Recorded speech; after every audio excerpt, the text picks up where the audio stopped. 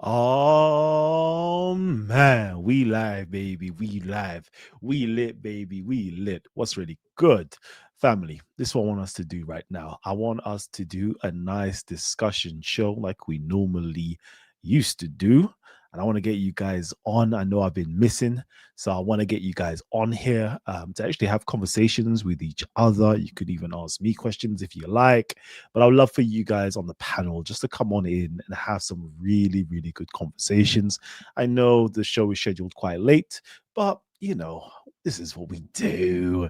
So yeah, family tree, let me know what's been going on in your life, what's been happening for the New Year's, what's been going on, what have you been seeing on the internet. I tuned in actually recently to Zariak and Sam Shamoun debate, which was very, very much so interesting. I personally thought that Tazariak was cooking, and I never expected Tazariak at all to be cooking up against Sam Shamoun. So it was very interesting, very, very interesting. And it's got me back thinking, yeah, you know what? Theology is very, very, very important when it comes to understanding your faith, full stop. It's very much so needed to know. And I think not a lot of us are geared towards that direction of theology, because technically speaking, it's philosophy, it's logic, and not a many amount of people know how to get involved with that. So it is what it is, though. So yes, family tree, if you are here with me right now, just let me know, shout me out, give me a little comment in the comment section, and then yeah, let's get it popping. So what I will do actually is share the link with inside of the comment section. And I know some of you guys may not be getting the notification as to say we are going live. Again, all I can say is just try to make sure you are fully subscribed and you have your notification button pressed. So yeah, let me just quickly read out some of these comments before we get into something. Oh man, we've got John up in the building. What's good? And then, of course, we've got Jim Black here as well. Salute to you. The link has been shared, of course, and teach. Jeez. All right. I agree with the title after doing extensive research. Islam is a branch of Christianity. Indeed. Indeed. I was actually doing some good research today. Actually, I picked up this book again, and I was like, oh, let me go through this. Right. So this is Christianity and the Quran, Gabriel Said Reynolds. That's his new work. That's his new work. And I was like, okay, yeah, cool, cool, cool.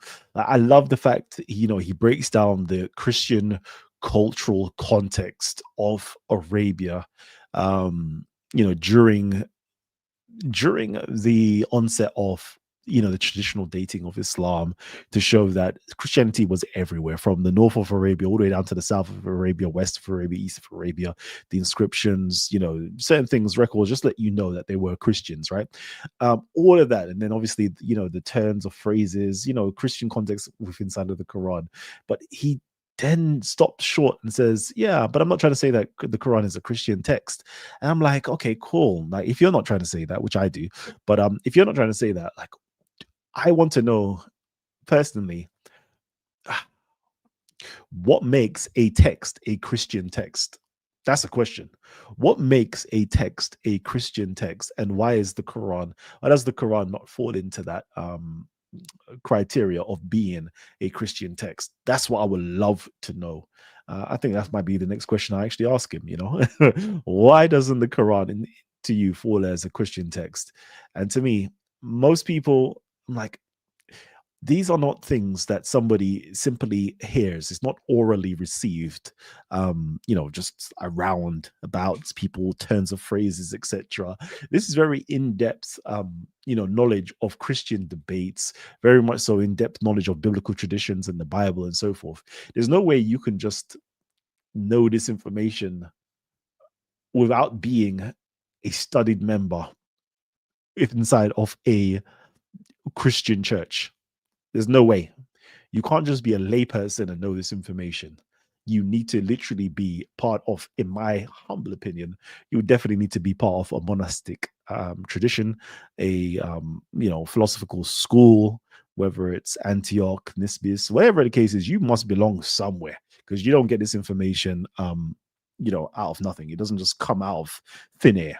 Truth be told, it's like I know, for example, when somebody has been university educated, when they come here on the YouTube world and they speak, because they are speaking a language of academia, and I can understand, I can recognize it, and I can see it.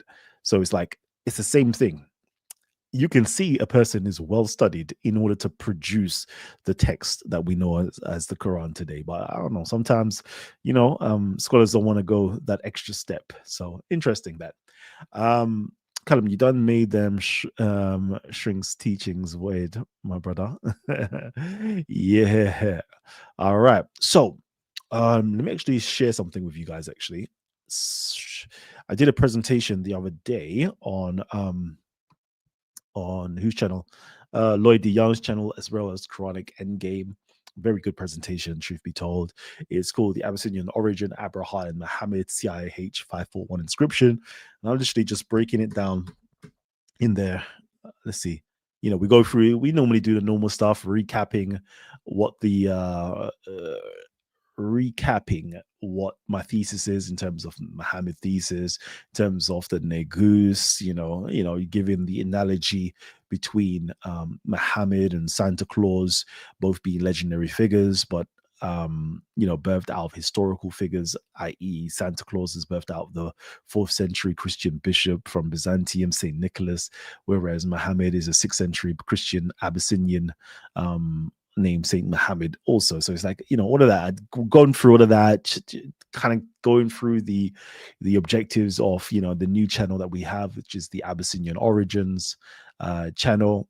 But in that presentation, I kind of gave an overview. I kind of broke down 3 main things. The 3 main things was that Abraha established himself as the monarch of his new autocephalous Orthodox Church for his Arabian Empire, and that Muhammad was appointed as the apostle and archbishop of this new autocephalous Orthodox Church. And then the Quran appears to be the posthumous redaction of the homiletic writings of the Archbishop Muhammad.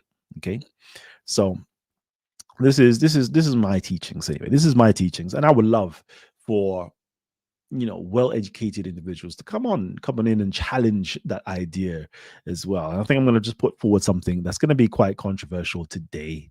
I'm just going to quickly just pass through all of this. This is just showing you the empire of Abraha. And I'm just quoting Professor George Hatkay's work, just showing you that. But then I brought up something that was very interesting for those who know.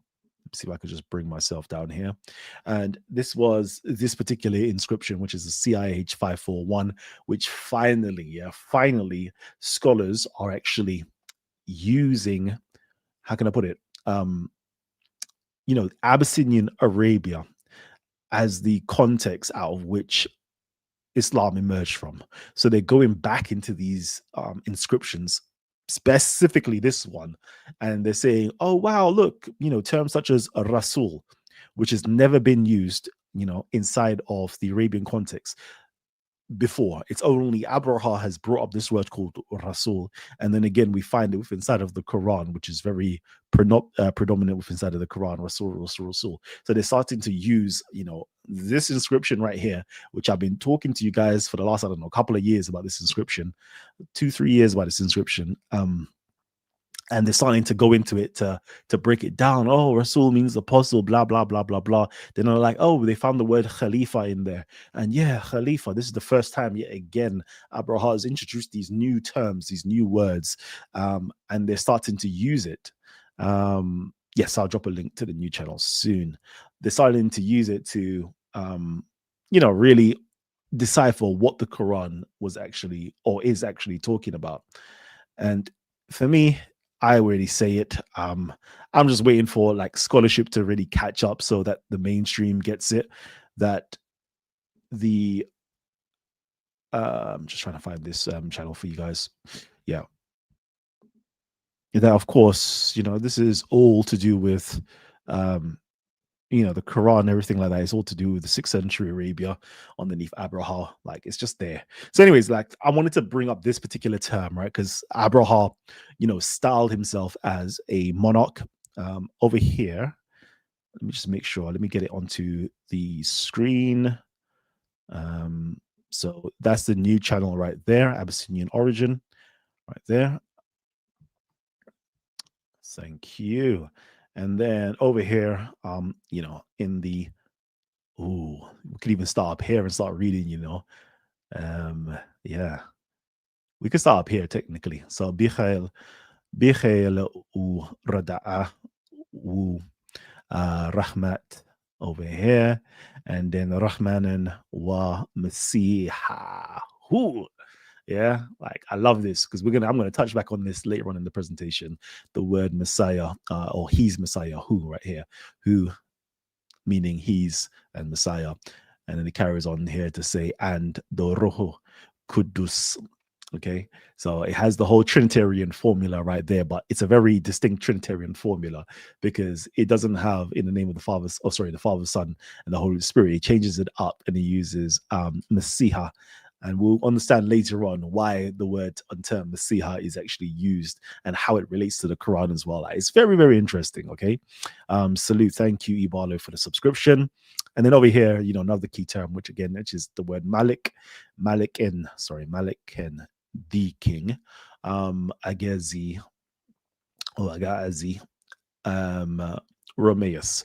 So right here is like a very, very key term, and we're going to go into it later on. I'm going to actually skip to it in a minute, but basically it's telling you that the word Agazi means basically independent, free, and the term Romeus, which is Roman, means that I am an Orthodox Christian. So he's saying he is the king of the autocephalous, meaning self-governing, independent, free, Romeus Orthodox Christian or Orthodox Church. So he's the king of that, which is very, very exciting, interesting information, because we're going to see how it, again, a lot of these terms are actually found inside of the Quran. And sooner or later, this information is going to become like more public knowledge. I've been dropping information to do with Muhammad being an archbishop and all these things here. And it's only tell a lie, 2018, Nikolai Sinai did a text, but end of year 2025, Sean Anthony wrote an article as well, which is like the direction that scholarship is going is like finally the stuff that I've been talking about for time. Yeah, it's just going to be coming out, and you guys are literally the first people to kind of hear all this information, and then scholarship will start dropping it, and then it's just going to be like, yeah. You lot should be like, yeah, we knew this stuff already. Kalam done told us all this stuff. So over here we discussed, the consecration of the bishop, the Archbishop Muhammad, which is inside of the inscription. Over here it talks about a priest being consecrated as a bishop in the capital city of Abraha, which is Marib. But then we also triangulate this whole inscription, meaning we have this inscription, but then we have Greek Orthodox Christians writing about it and talks about Abraha and he's archbishop as well. And there is a meal taking place and the armies and so forth coming together to receive presents and meals, which is literally what this text discusses right here. Yeah. And then, of course, we have yet again, triangulating this now, because now we've got an inscription, we've got the Greeks talking about it, and then we've got the Arabs in Islamic times writing about the same thing, talking about Abraha and his archbishop being consecrated and ordained as a being ordained and given religious duties to go ahead and do. And then again, there is a whole meal taking place, which is literally what the inscription says, what the Greek Orthodox say, and what the Islamic say about Abraha, what he did and his archbishop, right? So it's very, very interesting stuff. Like it's all there. Go into Lloyd D. Young's channel if you want to see the full breakdown of everything. And again, it's the Greeks talk about him being an apostle, a prophet, and having a divine book. That's King Abraha's archbishop, right? This is what happens, and then we know via the Islamic documentation that this person was a prophet that had a creed with Abraha, and was a religious figure that was ordained or crowned in a cathedral. etc., etc., etc. Like it's all there and it's very interesting. But what's most interesting from the Islamic side of things, we find out that this individual was named Muhammad. Like it's like you can't make this shit up. So it's like perfect stuff, like perfect information, just to find out what was going on at the turn of the 7th century, end of the 6th century, what was taking place in Arabia. And this is just phenomenal stuff to learn.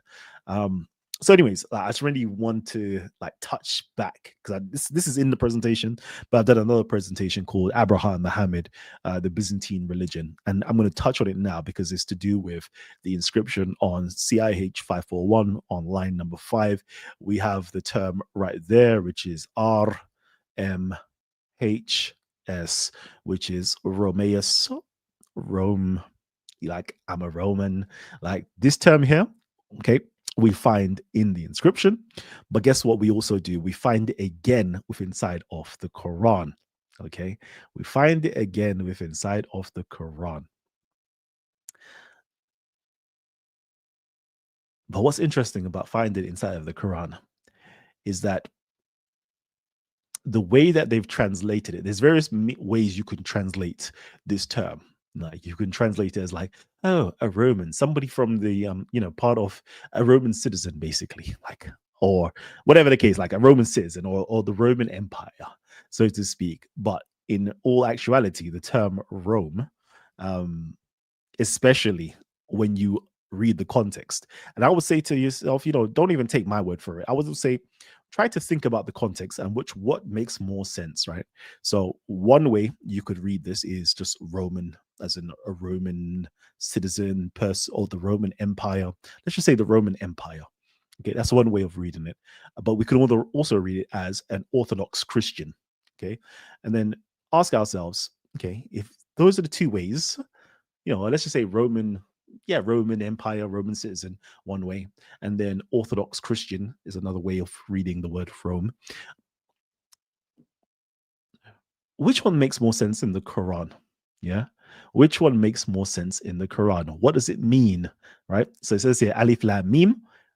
This is chapter 30 of the Quran. It says here, the Romans have been defeated in the near land, and after after their defeat will be victorious within 10 years. Translation's a bit messy, but anyways, I'll continue. Allah is the command in the former case and in the latter, and in that day the believers will rejoice in Allah's help to the victory. He helpeth to victory whom he will. He is the mighty, the merciful. Okay. So we have to ask ourselves the question, is the Quran interested in the Roman Empire's loss and then promise of a victory in the future? Is that, does the Quran, why does the Quran care about that? Like, we start asking critical questions. Why does the Quran care about that? Or is it saying that the Orthodox Christians have been defeated? Yeah. And then that they shall be victorious. And then when they are victorious, guess what's going to happen? Yeah. The faithful, i.e., the believers, will rejoice. So imagine Allah, Muhammad, and the Quran is very much so interested in these Romans or these Orthodox Christians' success and victory. And either way you could translate it. Roman and Orthodox Christian is basically the same thing. It's like, so are the Orthodox Christians also believers? That's why the Quran is interested and Allah is interested in making sure that they're victorious and that we will all, as a one body in Christ, we're all one body in Christ. If you are part of the, Chalcedonian, Melkite, Romaeus Orthodox Christians, will we all be, rejoicing because we have now won? Then we just have to look at the context. Then further inside of the Quran, it talks about certain things such as arguments to do with resurrection. These were debates that were taking place within inside of the 6th century. Okay, these were debates that were taking place. Literally, there were synods at 553, another synod at 554, And then later on there was others, but they were all around resurrection and tritheism and so forth, right? And other little things as well. It's like, oh, but then the Quran just carries on to discuss what? It carries on to discuss resurrection. It carries on to talk about don't breaking into sex. And guess what? There were sects that were already created. Three sects after 451 was created. And no, sorry, technically speaking, from a Orthodox Christian point of view, there were two sects created, and we as the mu'minin, or we as the faithful, are the ones who are the one true church, and everybody else are sects, right? So then you have the Miaphysites, and then you have the Eastern Church of the East. Those are the two sects that kind of broke away from the original one holy and apostolic church. All right, and guess what the Quran speaks about on chapter 30, verse 30 to 32. It talks about sex as well. It's like, oh, okay, cool. Again, yeah, it's so interesting when you start to read the Quran, yeah, and you understand what it truly is and when it was truly written. It gets very interesting, very very interesting, real fast. So, anyways, yeah, we see here, and I'm going to say this right. The Muhammad of the 6th century was a Orthodox Christian. He followed the religion of obviously Abraha. Abraha was a Romaeus, and then the faithful are in support of the Romaeus here. Interesting that. What else do we find with inside of inscriptions as well? We find inside of the inscription, which I made mention of earlier on, for example, the term Rahmanan. Rahmanan is literally here, Rahmnn, Rahman, and then the other N over here is just to make it a definite article. So the Rahman. We find the Rahman right here, and then we also find over here the term Messiah, or Messiah, who meaning he's Messiah. So again, scholars such as Carlos Segovia has made mention of this, and other scholars have made mention of this. He says here the fact that Abraha's formula Rahman and he's Messiah is paralleled in the Quranic corpus, which often refers to God as Al Rahman and to Jesus as the Messiah, has not escaped Robin's attention. And then, of course, Irfan Shahid as well interprets the Quranic phrase saying that Jesus, son of Mary, as a diaphysite expression circulating in Mecca in Muhammad's lifetime, as well as Frank Verdon and so forth talks about something. Okay, so it's very interesting that we find within inside of the Quran parallels to Abraha's inscription. Some people say, oh, this looks like there is influence from Abraha's inscriptions into the Quran. Um, you know, some may even argue that it's continuity. I simply say this is actually all written in the same time period. But unfortunately, we've been bamboozled to not even know this. Over here, yeah, this is something I wanted to actually just briefly discuss is, there is even conversations and debates with inside of scholarly community, like why does he use the term Messiah instead of the sun that's in previous inscriptions, right? And then a nice little teaching from Nestorius and other Diaphysite teachings will kind of explain that to you.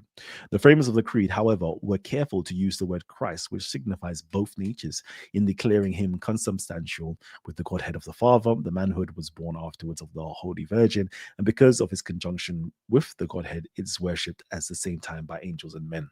So the Christ was actually like a neutral term that represents both godhood and humanity. Okay, divinity and humanity. Whereas the Son, unfortunately, because it's kind of like taken over by the Miaphysites or Monophysites, just basically had the divine element, but the Deiphysites really wanted to stress both natures of humanity and divinity. So it's very interesting. Once you understand the religious context, right, you will start to understand why the Quran, as well as Abraha's inscriptions, chooses to use the word Messiah for Jesus instead of the word Son, which is, the normal phraseology in the name of the Father, the Son, and the Holy Spirit. But go into, the nations and baptize in the name of the Father, Son, and the Holy Spirit.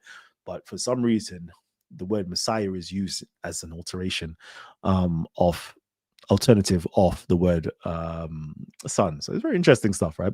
Anyways, this is roughly 585, I believe. There was another synod in the Church of the East, and it again it breaks this down. He says here the name Christ is in fact is an exposition of his divinity, which comes from the Father, and of his humanity, which comes from the Mother. And after the doctrine of the Father regarding the unification of the two natures of Christ, that is, of his immutable and immortal divinity, and of his humanity that is not abused or forgotten. We can notice that the name Christ in this passage is given to the two natures. Okay, which means that it is a technical term in the context of the economy of God, the incarnation. So, like, Abraham is using very technical terms within inside of his inscription. Now, if we know that, and we know the context of the area that Abraham was ruling, which is over in the east as well, and we see during that same time period they're breaking down, like, this is like Syriac documents in Arabia breaking down why the term Christ or Messiah, the word Messiah right here is used. So you have the M here, S here, and then the H here, and then the A here, yeah, Messiah. Okay, so we see that they're using the term Messiah. Abraham uses the term Messiah, right? Prior to him, like the Axumites, they actually used the word Christos, but for some reason it changed. And if you understand the cultural context, the epigraphy, the records, the writings, what was going on, the Christological arguments, debates that were taking place, like the Quran starts to make sense. I'm telling you, it really does. All right. I'm just going through this like real quickly with you. I know I'm not giving a full breakdown, but anytime got questions, like we can dig deep and discuss it, right? But this is very, very important information to really know and understand the context of what was going on, right? What was going on? Why does the Quran use the term Messiah? Like, why? This gives you the context. All right, cool.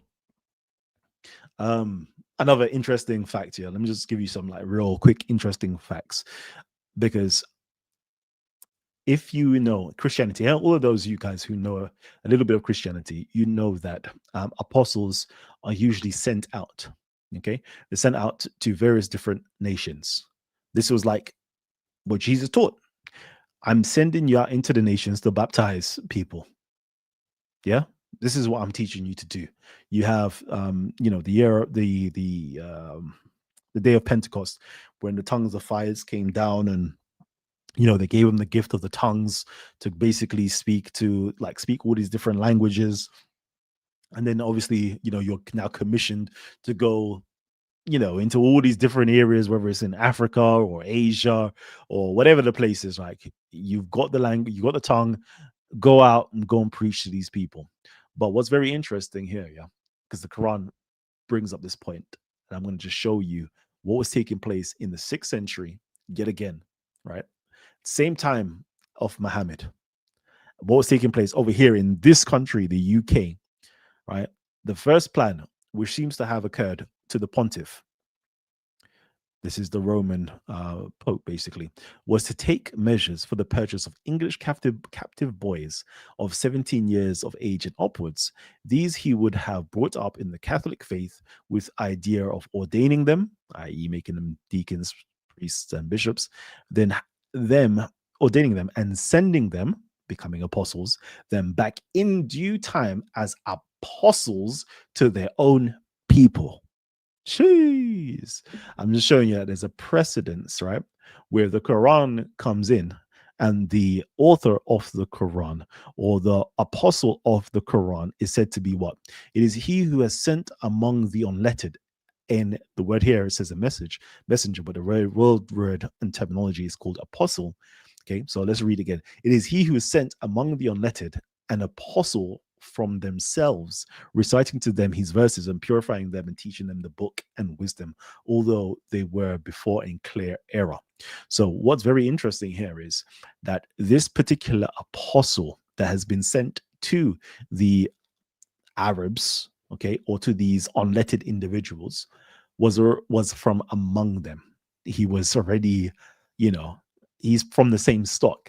But this is very unique. It's very unique. It's only the children of Israel themselves had apostles from their own nations, but other nations were all sent apostles from outside of their nations, basically. So it's very interesting that this particular apostle was from his own nation.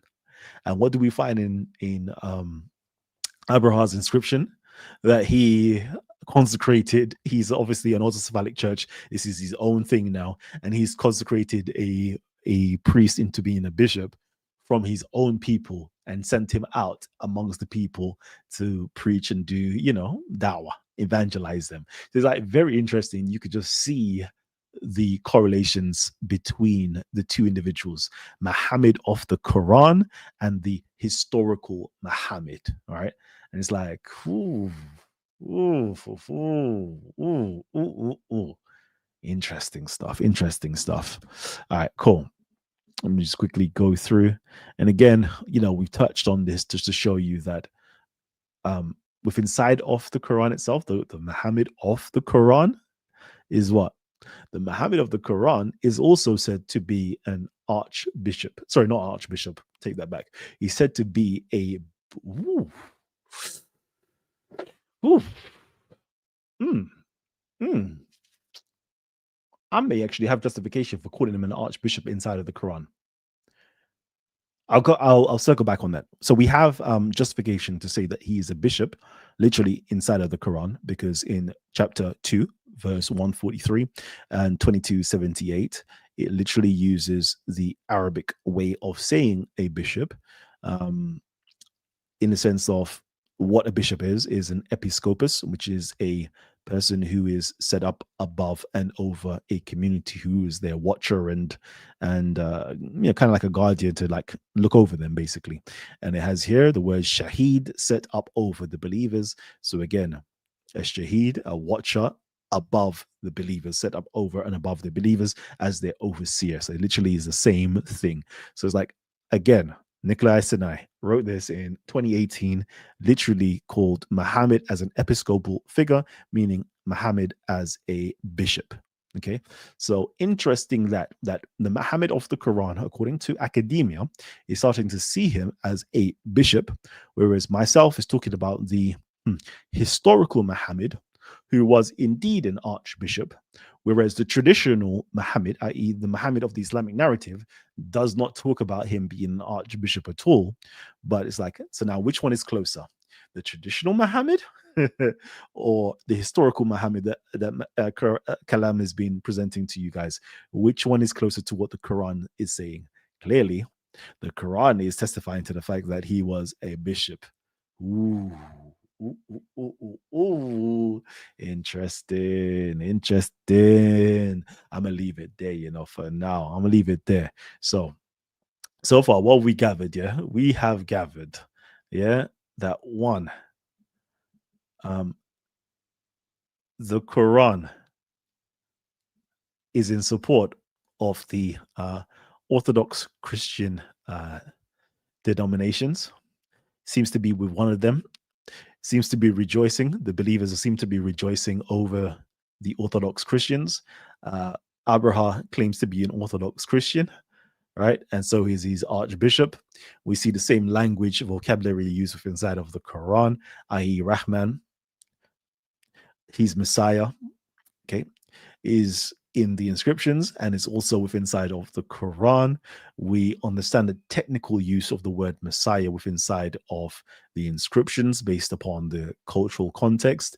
And then if we look at that and we look at the Quran, we see, technically speaking, it's exactly the same, because Jesus is emphasized as well as being a human being, but then he's also emphasized as being of divine origins, meaning he came down from heaven and was incarnate of the Holy Spirit into the Virgin Mary, and he was a sinless man, etc., etc., etc. It's like, it's all there, in it. It's all there for you to read and understand. But because of the Muslims, unfortunately, the Muslims, and when I say Muslims, I'm going to say the Umayyads and then the Abbasids, took over this book, this text. They themselves didn't understand this book, this text, being all the way from the north in Syria, taking a South Arabian text, and they're trying to, you know, form an identity, a nation out of this text.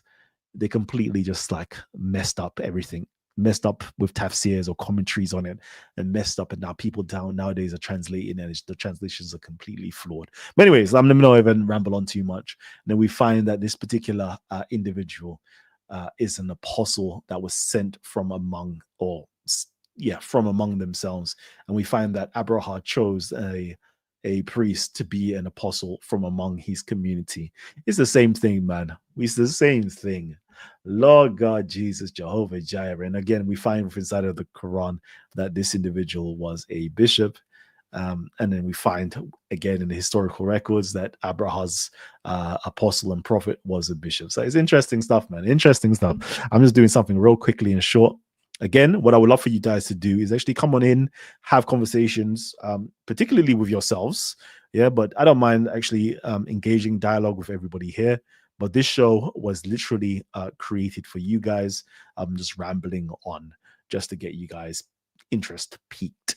So let's quickly read some of these comments. Well-structured presentation. Yeah. Peace to the chat. Salute. It's good. Abraha is still a common name in that region of Africa. Indeed. The light bearer. Oh man. Shouts out to Akani.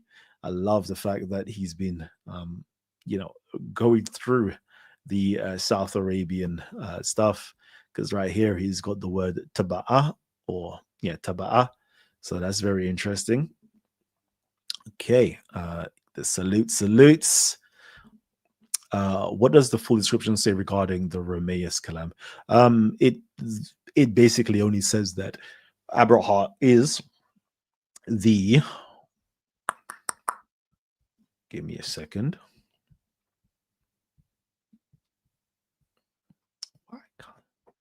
Oh no, I'm going the wrong way. That's why. It basically says that he is the monarch of the autocephalic church, that he who reveres the savior, or the Messiah, basically, and that he is the king of the various territories, i.e. Saba, Zuredan, Hadramat, the Arabs of Tihama, of Taud. So just kind of like relating the areas that he is the king over as well. So it basically stops there just to let you know that he is a Christian, that he is, he's a Christian over this particular autocephalic church, that he reveres the Messiah or the Savior, and that he is the king or the emperor of various territories inside of his kingdom. So that's kind of what that particular bit has to say. It goes on later on when it goes down to roughly number 9, line 9 onwards. It talks about a revolt that took place. It talks about a revolt that took place, but that's the major thing in that inscription there regarding Romaeus. Jeez. Hey, hashtag reclaim Quran, hashtag reclaim Mahmed. Kalam saw you on IP. Hey, did you? Oh, yeah. I was trying to get in. Did they bring me up on the screen? Because I kind of went off for a little bit. So let me know. Did they bring me up on the screen? Because I kind of left, but I was trying to get your attention because I was saluting you in the comment section.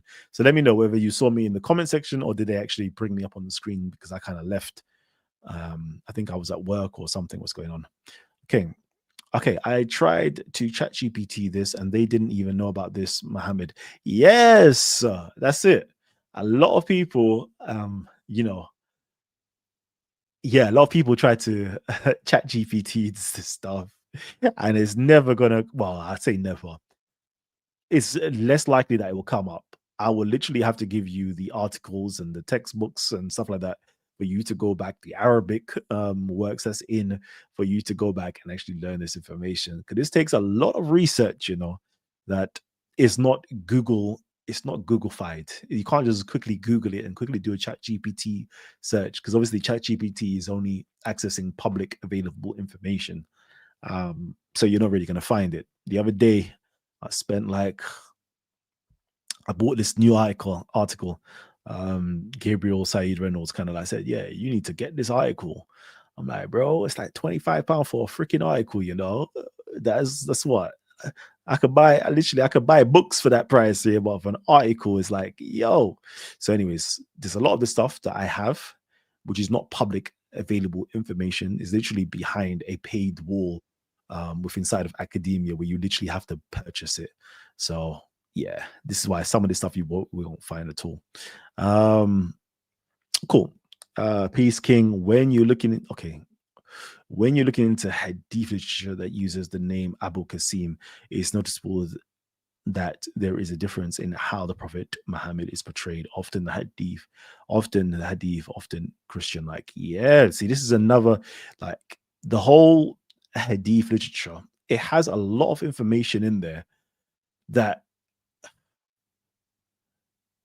sometimes, yeah, as scholars, we throw it away, because we throw away the baby with the bathwater. There is a lot of stuff in there, but it's just the untangling of it. It's just long and tired.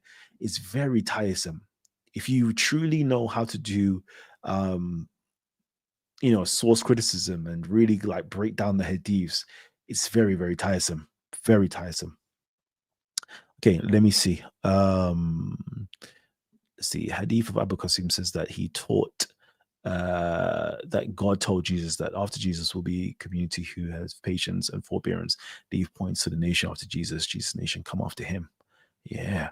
You got to go back on Inspiring Follow. You will blow their minds. I know. I'm waiting for the opportunity to go on there.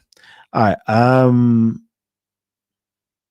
Oh, snap. See? They tried to bring you up and you were not dead. No. I missed out, man. I missed out. All right. We have Akani up in the building. Talk to me. What are you telling me, King? It's biggest titan now, Jeez, the biggest titan up in the building. It's the biggest titan now still. Yo. What are we telling me? You saying, man. So yeah, man, we saying back at it, yeah? Inscriptions. Yeah. So I just literally caught up to it like 20 minutes ago. Well, not 20 minutes, like half an hour, something like that. Well, I weren't at the fully beginning and I was in and out, but was you reading exactly from the red line bit? Yeah, 1 second. Okay, this Odon LaFontaine got to go over his work. Don't like how he's moving. Talk to me. Let me know. Like, what do you dislike about his work? As far as I know, it's in French, but if it's in English, I will definitely review it. But talk to me, because I've recently been put on to him as such.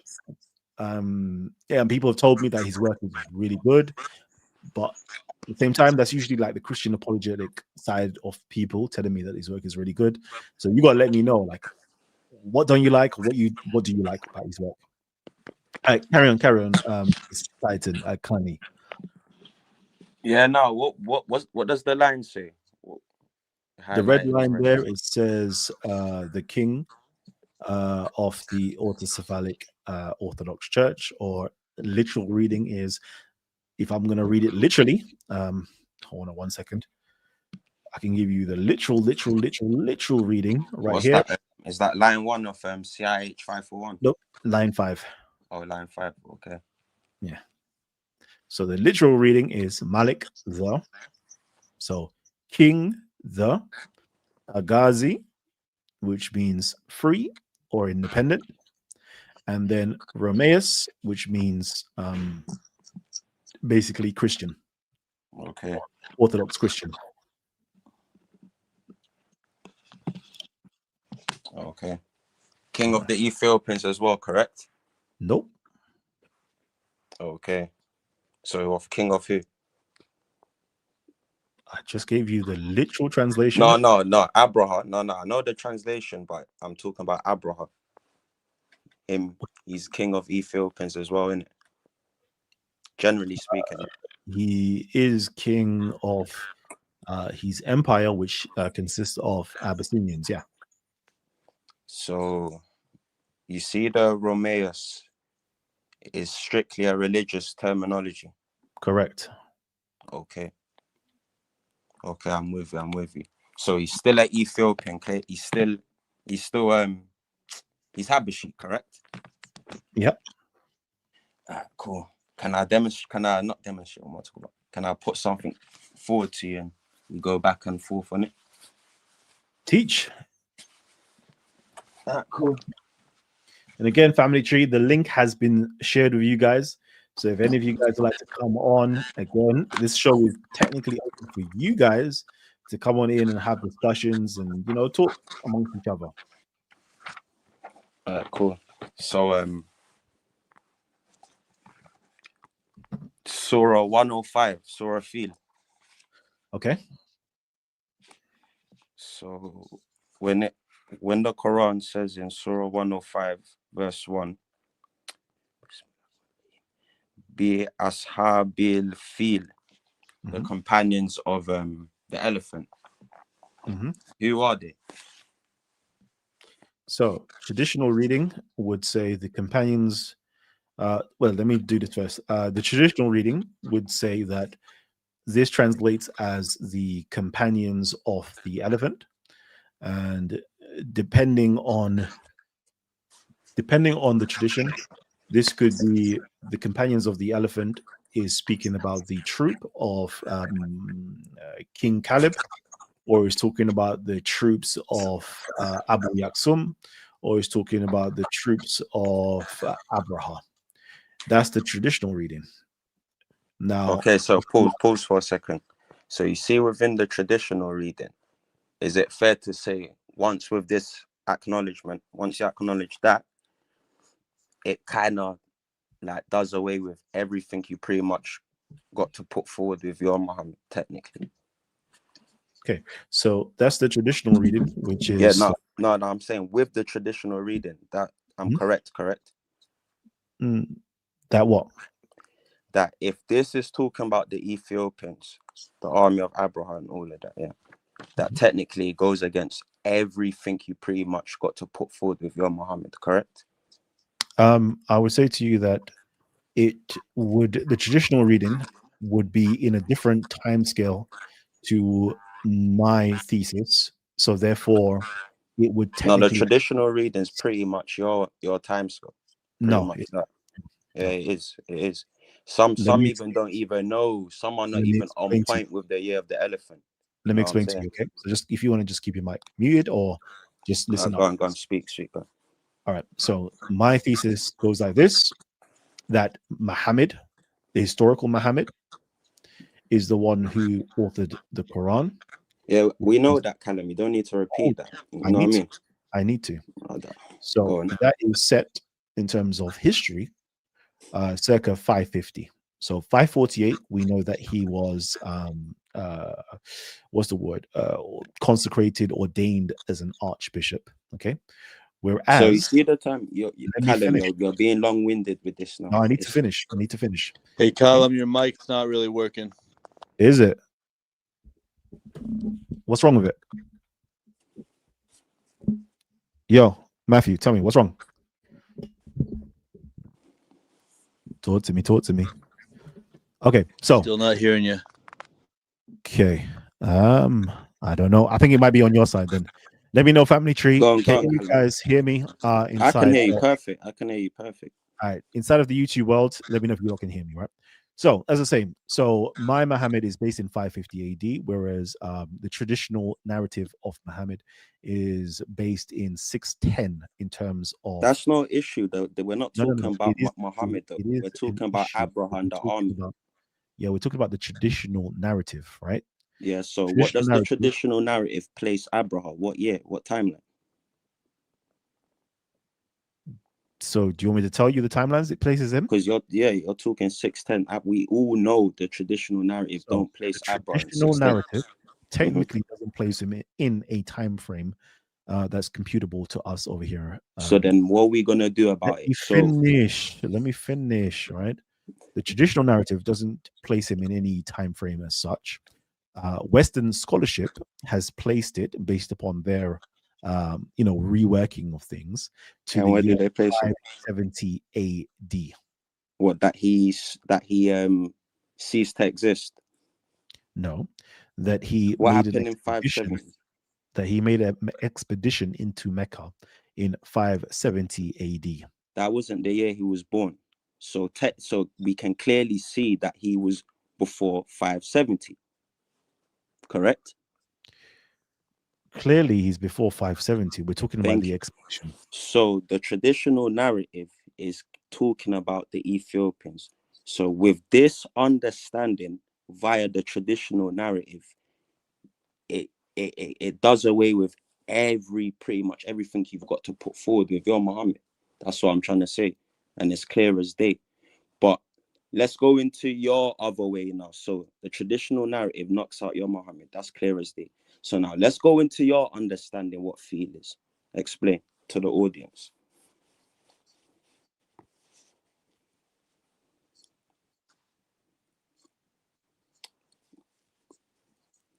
Go on.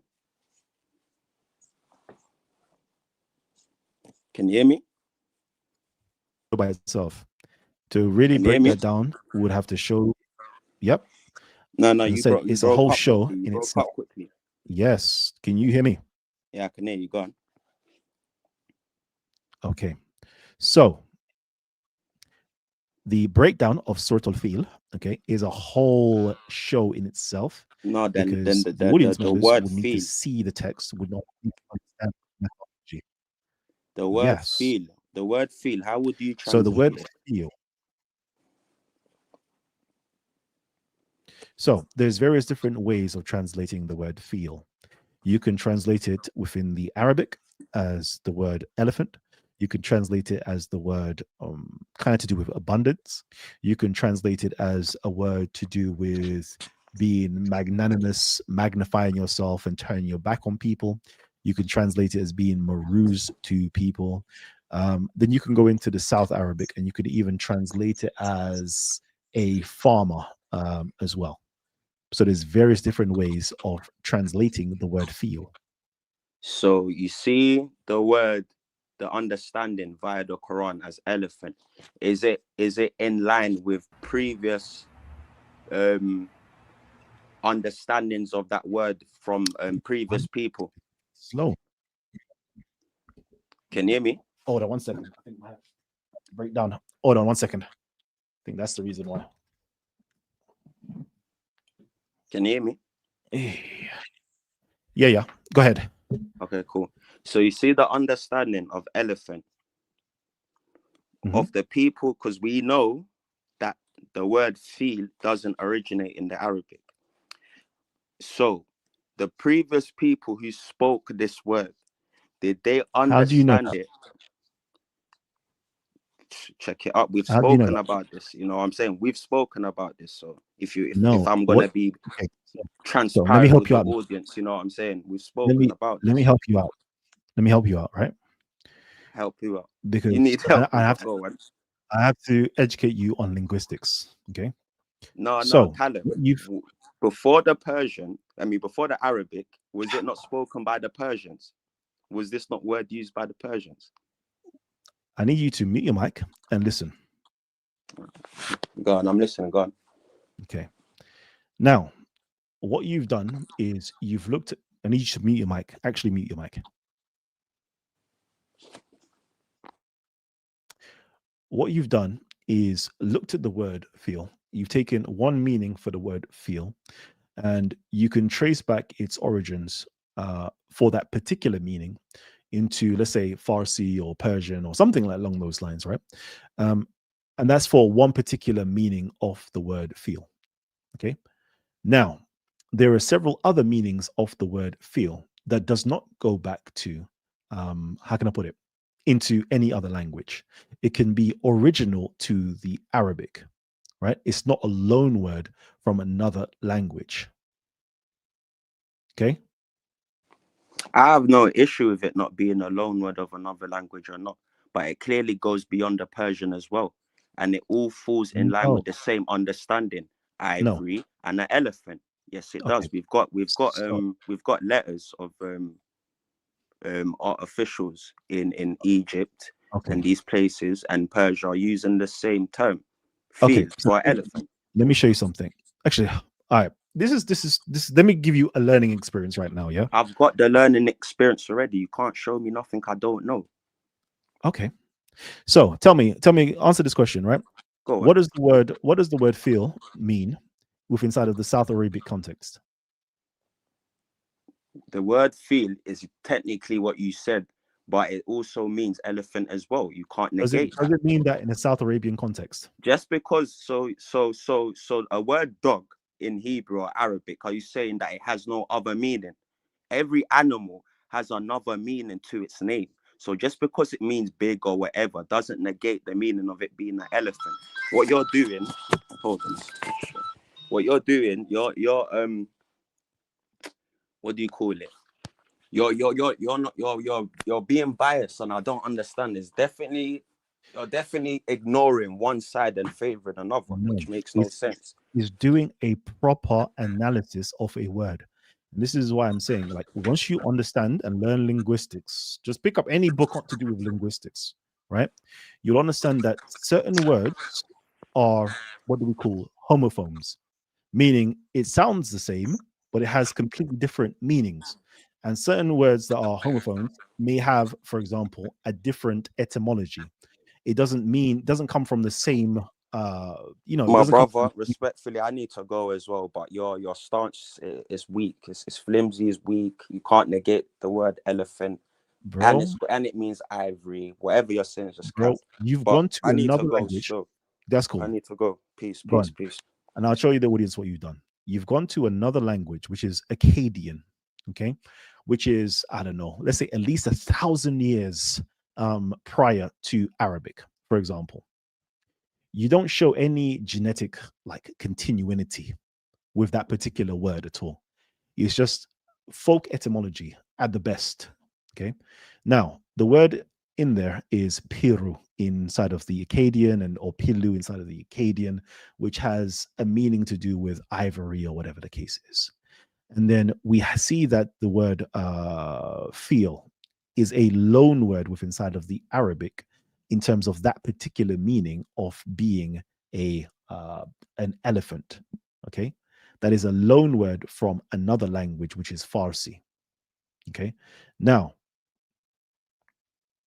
the question is I'm not even going to go there. I don't even want to do that. The point I'm trying to make to my brother is that there is several different meanings of a particular word. But my brother just wants to take this one meaning of the word and run with that one meaning of the word without looking at the various different meanings and then the context of how that word is being employed. Does it make sense in terms of it being an elephant in the context of how it's being employed? Or is this something that, how can I put it? Persians, literally people in Iraq, Persians later on, or whatever region it is, made up a story to explain the Quran. If you start to learn Islamic studies, Quranic studies, you'll understand that there's a lot of exegesis taking place where the exegetes of the Quran, they don't know the historical context. And then they make up historical contexts for the Quran. They'll make up certain things called asbab al-nuzul, the context or the how the Quran, how this verse came into being. Okay. And these are just narratives and stories that were just created of how something came into being. But does it have any historical basis? We know that they don't, because there could be like 5 different stories minimum, okay, of one verse of how it came down, and they're trying to explain what it means. Scholars in the field know that they're making up stories. But my good brother doesn't understand that yet. But anyways, we move. Matthew, Talk to me, King. Peace. You hear me? Peace. What are you telling me, King? Yeah, so I was mentioning about the Abu Qasim hadith. Mm-hmm. I'm still working on the presentation. I had a little drama come up this weekend, so I kind of got sidetracked, but I started that PowerPoint and reminds me of the uni days, so it's a joy. Yeah. So the Abu Qasim hadith, I think there's something there.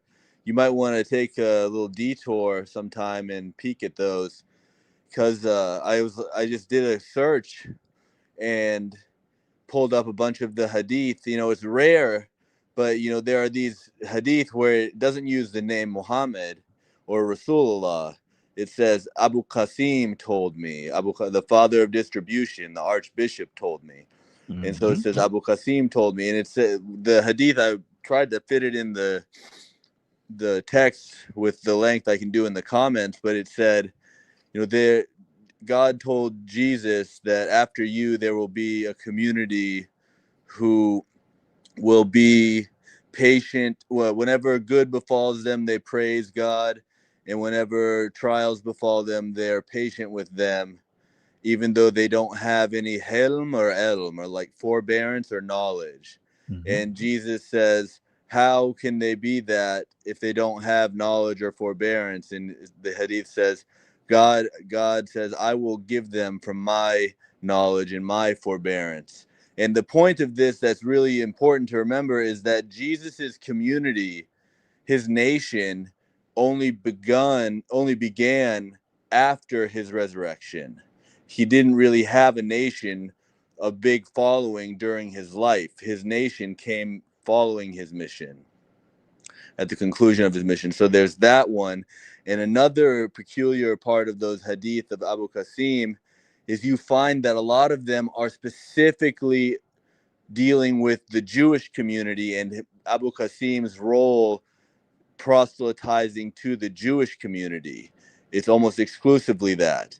There's a one narration where Abu Qasim has a young Jewish boy who comes and serves him in his chambers, like brings him water, stuff like that.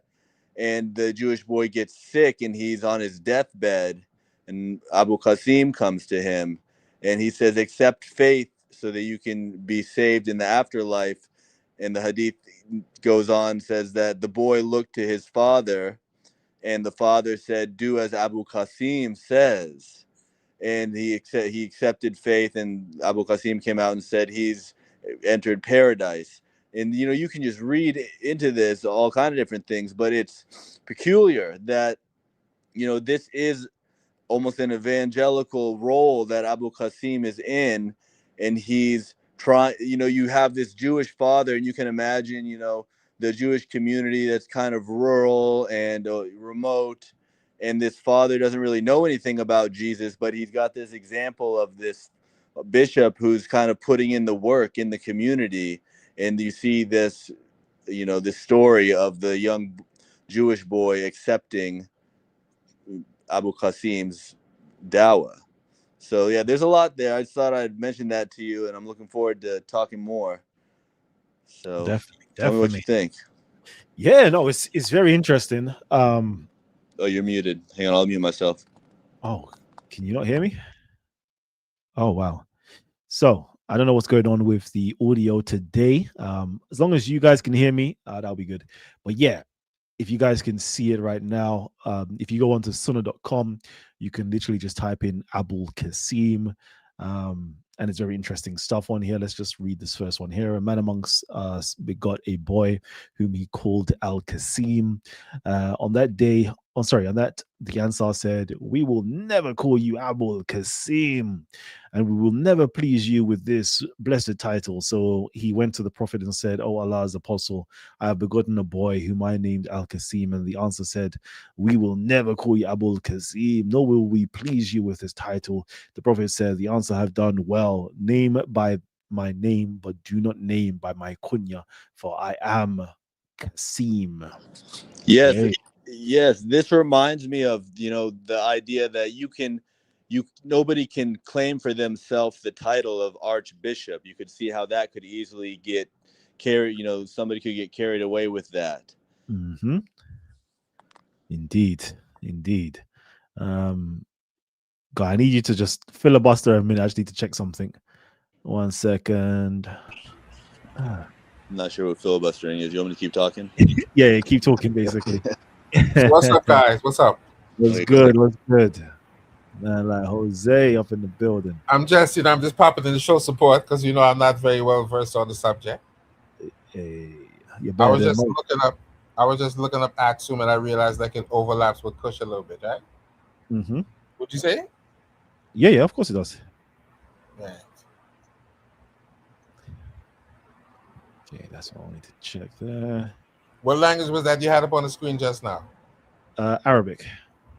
No, the one before that. Sabaic. You speak that now too? Read it. I can't speak it. I can read it. How many languages could you read? You just learning languages? Yeah. Well, I don't know. I don't know how much now, but there's a few: Latin, Greek, Coptic, hieroglyphs. What else we got there? Sabaic. You need to add hieratic, huh? Yeah, hieratic is difficult, man. I gave up on that. No, watch Smash, man. You're gonna learn it.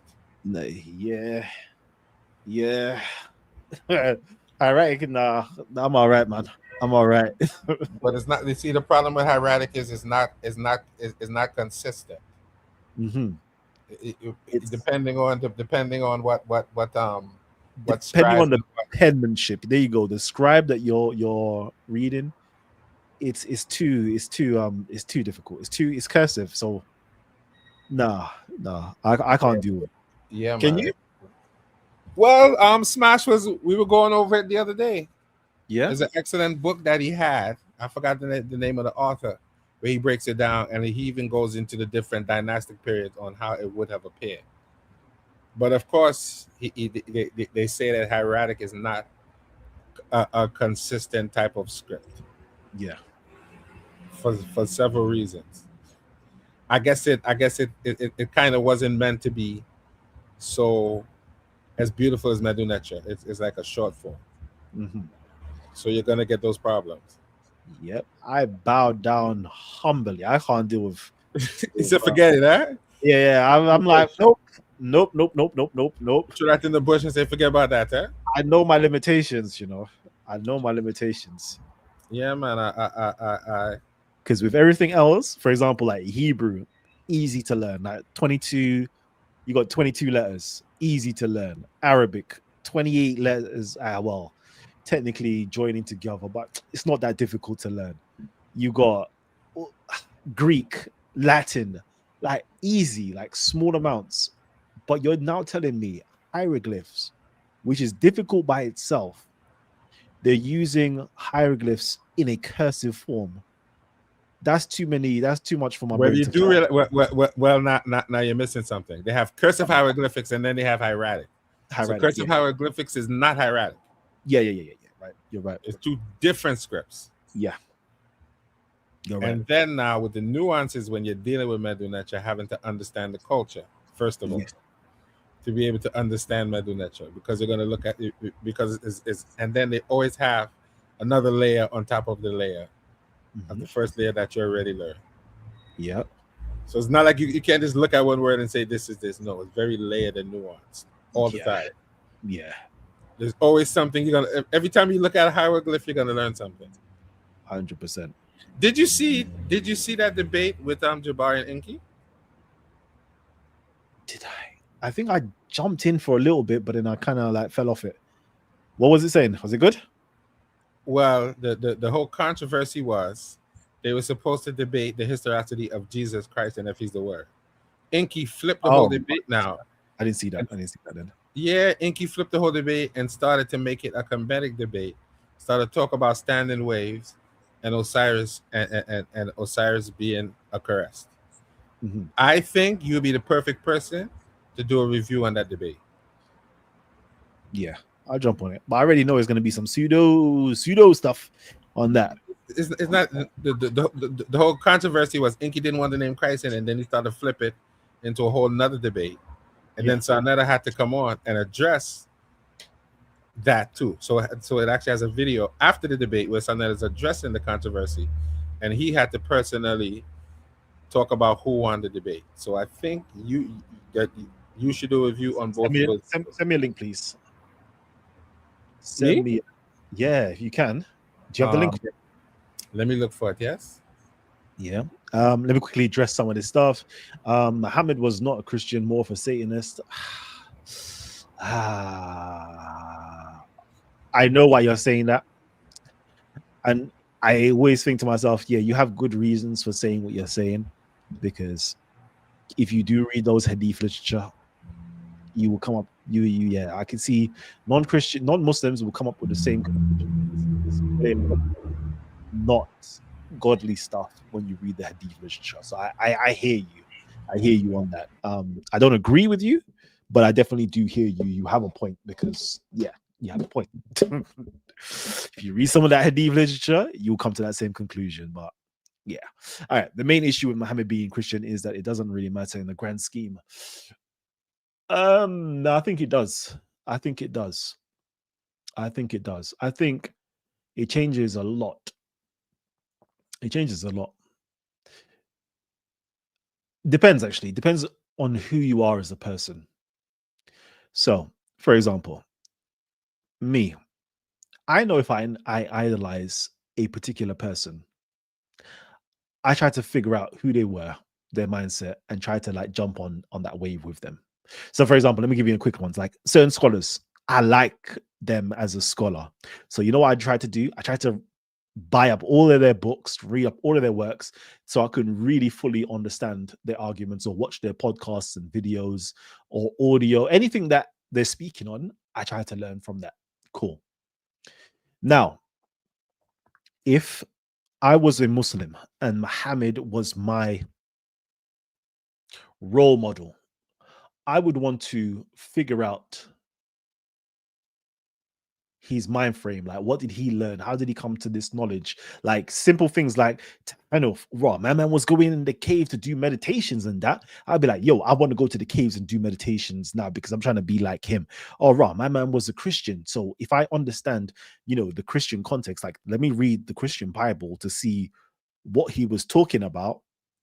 Because if he was a Christian and he read this book, then his ideas may have come from this book, or he might have been correcting information inside of this book. So therefore, I want to read that book. Whereas Muslims today don't have any connection to do with the Bible or the New Testament or the Gospels or anything like that. It's corrupted books, man. Akhi is this, is akhi is that. Those Christians, they've been cursed by Allah. La, la, la, la, la, la, la, la, la, la. So, no, I think understanding that Muhammad was a Christian, I think it would definitely help. I 100% do. For example, like Moses had to be one of the individuals that I followed nicely back in the day. And when I say followed nicely, I read the Old Testament, and I read the Old Testament, and it kind of shaped a lot of my thinking. Okay, a lot of my thinking growing up as an adolescent boy. But then I also learned that he was well studied in all the wisdoms of ancient Egypt. Okay, cool. Let me go and study the wisdoms of ancient Egypt. Kalam, I dropped the link to it in the back. In the back, yeah. Let me see. It's in the back there. So yeah, I see it. Yeah, man. And Reggie even did a presentation on Sarnetta, talking about how that whole story was a comedic story. Which one? The story of Moses and the actual magician, the actual fight, explaining how it was one of Ramses' son and Ramses' grandson, and how it was a whole magician fight. Yeah, it's built up of that plus other stories to do with Babylonian stories and stuff. Yeah, like check out that one too. That's on Sarnetta. That was maybe a month. I don't know, about a month or so ago. Yeah. He Brother Reggie dropped that whole story. Yeah, man. So like, if I'm part of those traditions, I would want to know personally about my heroes, and I would want to better understand the Bible. Now, when I read the Old Testament, I have to read it from a Kemetic standpoint in order to like fully understand. When I say a Kemetic standpoint, you have to know the Kemetic stories and the Babylonian stories that predates the the Genesis story to fully understand the Genesis story. I, You need to I, I understand would the I milieu would of agree with you, Kalam, but when you're not sincere Mhm. as a leader in the traditions, you don't want to say that because you're just holding on by a thread already. Uh-huh. Much less having to say this came from somewhere else, then you know you definitely are. You know what I mean? Even Martin Luther King back in the day was talking about Kemet and Christianity Mhm. and all of those things. But people Uh, fear, but remember something. Just like Will Smith said, right? yeah. Will Smith told the young lady in the movie Focus. He said, "Sometimes you get so deep into it, you have to die with the lie. You Mm. can't tell the truth now. You have to go down with the lie." Ooh, ooh, ooh. Chai. That's hard, That's hard. I like that. But I like that's what he said. He said sometimes you have to die with the lie. I You're too like deep in it now. You can't turn back. You're committed to the lie so deep you're willing to take. You understand what I'm saying? that. Yeah, you didn't That's say that. Oh, crazy. hold on. Let me just read through all these comments before. Jesus isn't a Christian. He's Jewish. Exactly. That's another point. If you don't understand first century Judaism, how are you going to understand yourself as being a Christian and understand the prophecies and all these things about Messiah and all these things here? You need to understand Judaism to really be a Christian, in my humble opinion. Okay, it's my humble opinion. Take it how you would like it, but it doesn't really matter though. Low, nah, it 100% matters because in order to really truly understand the depth of those stories, you need to understand the Old Testament or Jewish culture because it's written by Jews. I don't want to say for Jews, but it's written by Jews, predominantly for Jews, um, and speaking within a Jewish milieu. Cool. Let's keep on going. According to Google, history prophet Muhammad was a murderous military leader who killed entire tribes and took their daughters for slavery and perversion. Um, no, I don't think that's the historical Muhammad. I think that is the Islamic narrative, traditional Islamic narrative Muhammad. Okay, because historical Muhammad, we have very to know. Okay, let me do it like this. With inside of the studies, academia of Islamic studies, we have very small fragmentary information of who this individual was called Muhammad that was being spoken about within inside of the 7th century. Very small information. The bulk of the information that came in the 9th century onwards will tell you that he murdered these people, slaughtered these people, did this to the Jews, blah, blah, blah, blah, blah, blah, blah, blah, blah. Cool. That's what they say. Now, history says we need to verify this or authenticate this. And none of that stuff can be authenticated. It's all legendary information. It's like, okay. Okay.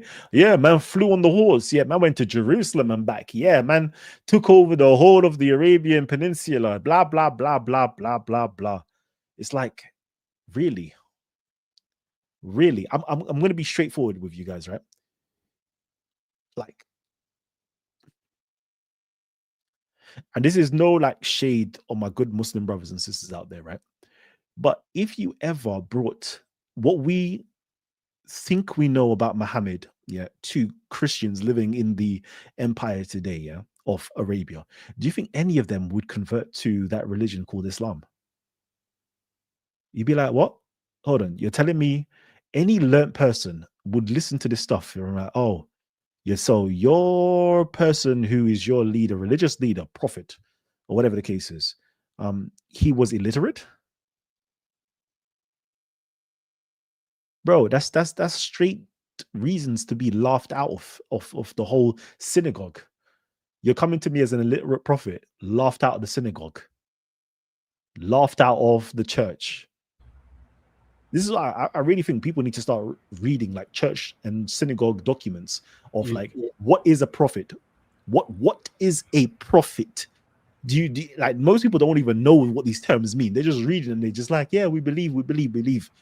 You're coming to me to tell me that this person you follow is an illiterate person. Laughed out, absolutely laughed out. If you tell me that, that's like me going to a doctor. Okay, I'm going to a doctor, and my man tell me I have never read any book, yeah, or a surgeon have never read any book concerning being a doctor or being a surgeon, or I've never been to school for surgery or doctor or any of those things there. I want to know, out of 100 people, no, however many people watching right now, if you went to a surgeon, a person claiming to be a surgeon or doctor, all right, and you've got an illness, how many people will let that doctor or surgeon operate on them? But they didn't go to doctorate school or surgery school. How many people would do that? Nobody would in their right mind. I know some people be like, yeah, I trust in them. No, bro, nobody would trust in anybody to operate on anybody if you're not, in this day and time, if you're not certified as a doctor, if you're not certified as a prophet, right? How? How would any knowledgeable, a monk, a deacon, a priest, a bishop, would anybody take this person serious? Hell no. Let me ask you a question. The qualification to be a pastor, prophet, or minister is what? So I would say that the best thing to do, because now you just spoke inside of the Christian language, right? I would say you would go to a book called the Didache. The Didache breaks it down. If you go into the Catholic Encyclopedia as well, it breaks it down, the qualifications that one needs to have. If you go into Jewish teachings now, go into the Rambam. I think what's it got? The something Guide to the Perplexed. Okay, Maimonides has got a book, nice book, a Guide to the Perplexed. Yeah, breaks down what a prophet, all the categories and criteria of how well learned this individual needs to be in order to be classified as a prophet, even though prophecy is kind of technically stopped. But you need to have certain qualifications, right? Within inside of Protestant movements today, everybody can be a pastor. Everybody could be an apostle. Everybody could be a prophet. This is not how the original church operated. Apostolic churches, there is a certain, you have to walk a certain walk. You have to be initiated a certain way. You can't just claim to be this. You can't just claim to be that. Nobody will take you seriously. But again, in this 21st century, some people will take you see over in Africa anyway, like people will sit on people and start farting on their faces or peeing on them and saying, yeah, this is the holy water of God, or you know, people just don't know Christianity or what it takes to be certain things. And it's the gullible people that will fall into certain religions. Yeah, but I really see some weird. It appears they have some weird Christian practices on the continent of Africa for some reason. Mm-hmm. It seems that way. I saw one guy shaving pubic hair, and next one, all kind of madness be going on, and people just and I'm saying people just okay with that though. People don't even question that. People don't even say nothing about it. At least say something. Act like you're upset. Don't just accept anything. All right. Real quickly, I Fish and Tie, you could hire me. Okay. Hire me to read it. Tell me how many pages it is, and I'll let you know. Because if it's short, if you hire me, I will do it for absolutely free. Yeah. So if you want to send that to me, send it to me. But if it's like, if we're not talking about hundreds of pages, I'll be like, boy, I'll read it, but it's going to take me some time to go through it. Okay. But if it's short, I'll definitely read it before you do send it to James Table. Can we really prove who wrote the Quran though? Nope, we can't. Nope, we can't. Again, I just want to let you guys know this is an academic channel. It's not a channel based upon faith. So I know based upon your faith, you're going to tell me that Angel Gabriel or Muhammad wrote the Quran or Allah wrote, or whatever you want to say. Yeah, you can say that, but that's a faith-based claim. Academically, no, we can't tell who wrote the Quran at all. Nope. I feel like Saif Ibn Z Yazan gonna have something to do with all this. I would say we first need to prove Saif actually existed. We know that Zu Yusan as a title exists. We know that Yazan as a tribe exists. Um, but who is the Saif? And who was this Zu Yazan that he is the son of? Because Zu Yazan is just meaning I am the lord of the Yazanid tribes. So now we need to establish the identity of who Zu Yazan was, and then who Saif was, or who his son Saif was. Do we have any inscriptions? Do we have any records of any of these individuals?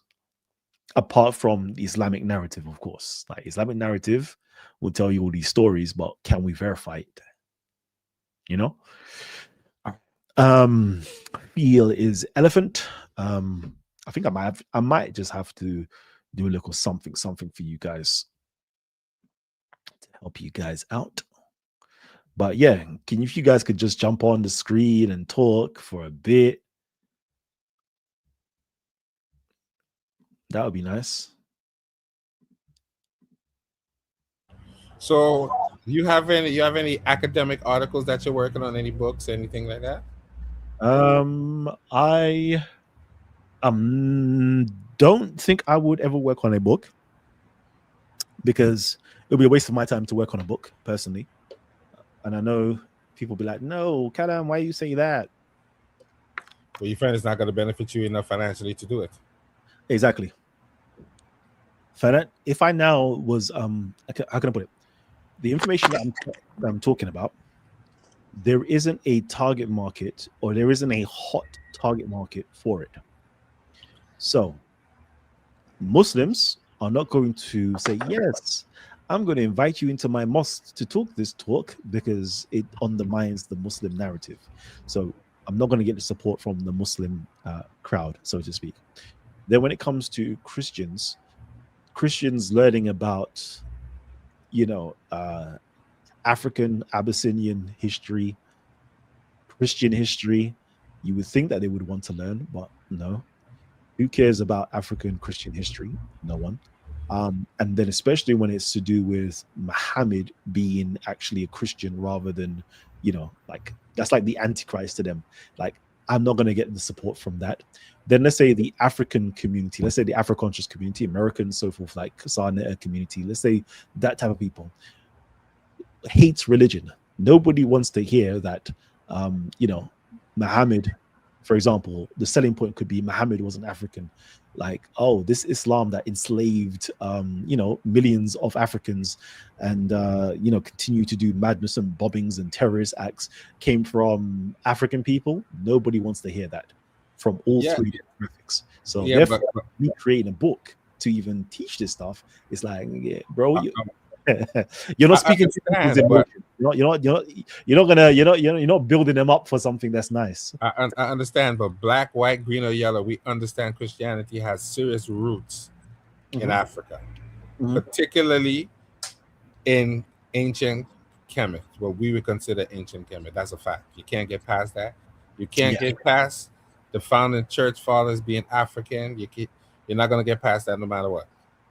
Okay, so if I did a book that was geared towards that, so let's say, for example, the origins of Christianity from, I don't know, the origins of African Christianity deep rooted in ancient Kemet and, Kushite philosophy, that could do well, especially to a conscious community.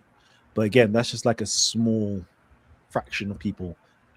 It would do better than the stuff that I'm talking about now. I'll put it that way. But it doesn't have to be a big book, I know, but see, I'm just thinking about it financially. There's not a big enough margin for my time to do something like that. I feel you. Where something like this that I'm doing, it's like, this is my passion. So I do this for free all day long because it's just my passion. I'm not expecting anything, but if I'm writing a book and I'm being dedicated and I've got to shut off my family and at least try and write an academic article, Kalam. That's now an academic article. I do intend to write, first and foremost, not fully academic articles, but academic-like pseudo-academic articles on the website. I got a website. And I will be putting stuff up on there, but it's going to be catering to much more of a, I don't know, how can I put it, a lay audience, to a lay audience, so like easy to read information. I think a great book would be exposing the Quran as a Christian text. I haven't really seen somebody dive deep in that, like what we've been talking about, where we go into these verses and find out that the whole Quran actually is geared towards Jesus Christ. Even verses that everybody extols as being, these great verses about Allah, when you trace down line by line that verse, you find out that they're copying and pasting from Christian hymns and homilies about Jesus Christ. And I tried to actually talk to a Christian preacher about it the other day, and I relate to what you're saying, because he was not feeling it at all. He was like, complete, put his walls up. It was not trying to hear anything about Muhammad being a Christian and any of that. But I think there are, what there have to be people who are level-headed enough to see the value of this kind of work, especially when it's so blatant. I was going through the hadith the other day, some of that I'm going to present for you, and I told you before about the prayer. In the conclusion of the prayer, they have the tahiyat, or the greeting. And the word tahiyat is really particular. Most Muslims probably say it and don't even know what they're saying. But a tahiyat is like a godly greeting that you would give for a king, but it's like not quite a god. That's like how the Islamic tafsir and the scholars explain a tahiyat. So you're saying like greetings to God, and then you immediately say, peace be upon you, O Prophet. And then you combine that we have the hadith where Muhammad is saying in his prayers, peace be upon you, O Prophet, while he's facing the Kaaba containing the icon of Jesus and Mary. Who is the prophet that Muhammad is greeting to conclude his prayer? And you can compare that with Orthodox church services, and it's almost the same thing. They're greeting Christ, and Christ is the conclusion of the prayer. Oh, sugar! I didn't even realize I was on the screen. That sounds sick. Still, see, I was just literally looking up this thing for you guys, which is roll. Feel is elephant. Feel is elephant. And again, linguistics. We would first actually go into the Arabic first, technically speaking, right? But I don't have an Arabic dictionary up here. But as you can see, for example, you have the word feel, which is in the South Arabic. Okay. You have all of these different things here: to wish ill, to make, hold a feast, to work the land, to be a workman, etc. Right? These are all the different definitions within inside of South Arabic. There's nothing there to do with anything to do with elephant. But funnily enough, we have within inside of where are we right now? This is the foreign vocabulary of the Quran by Arthur Jeffrey. There you go. Let's just read it out anyway. It says here, the only occurrence of the word is in an early surah mentioning the Abyssinian campaign under Abraha against Mecca. Abraha's army was known as the Jaysh al-Fil, because for the first time in Arab experience, African elephants had been used in an attack. Muhammad was doubtless using a well-known term when he referred to Abraha's army as that. Okay. The word seems to be of Iranian origin. In the Pahlavi, I think that's the word, how you spell it, Pahlavi. Anyway, we find such and such and such and such. Can't really read that. And it says here, peel, representing an old Iranian form which was borrowed on the one hand in Sanskrit and Aramaic, and on the other into Akkadian, Peru, Syriac. There, some of the philologists endeavor to find an Arabic derivation for the word, but it is fairly clear that it was borrowing either directly from Middle Persian or through the Aramic. It occurs in the old poetry and therefore must have been an early borrowing. After pointing out the difficulty of believing that elephants could have made the journey between Yemen and Mecca, thinks that oral tradition among the Arabs confused the expedition of Abraham with an earlier one under the chieftains Aphilus, whose name Aphilus occurs on coins on the end of the 3rd century AD as an Ethiopian conqueror of South Arabia. On this theory, Al-Filis in the Quran would be a corrupt representation of Al-Fil. So, if some people wanted to know feel, or where it comes from and so forth, it seems to be this one word, being elephant, seems to be a loan word, meaning it's not an actual Arabic word, but it's a word that's come into the Arabic language, and it means elephant, according to the Akkadian borrowing. Yeah, right here.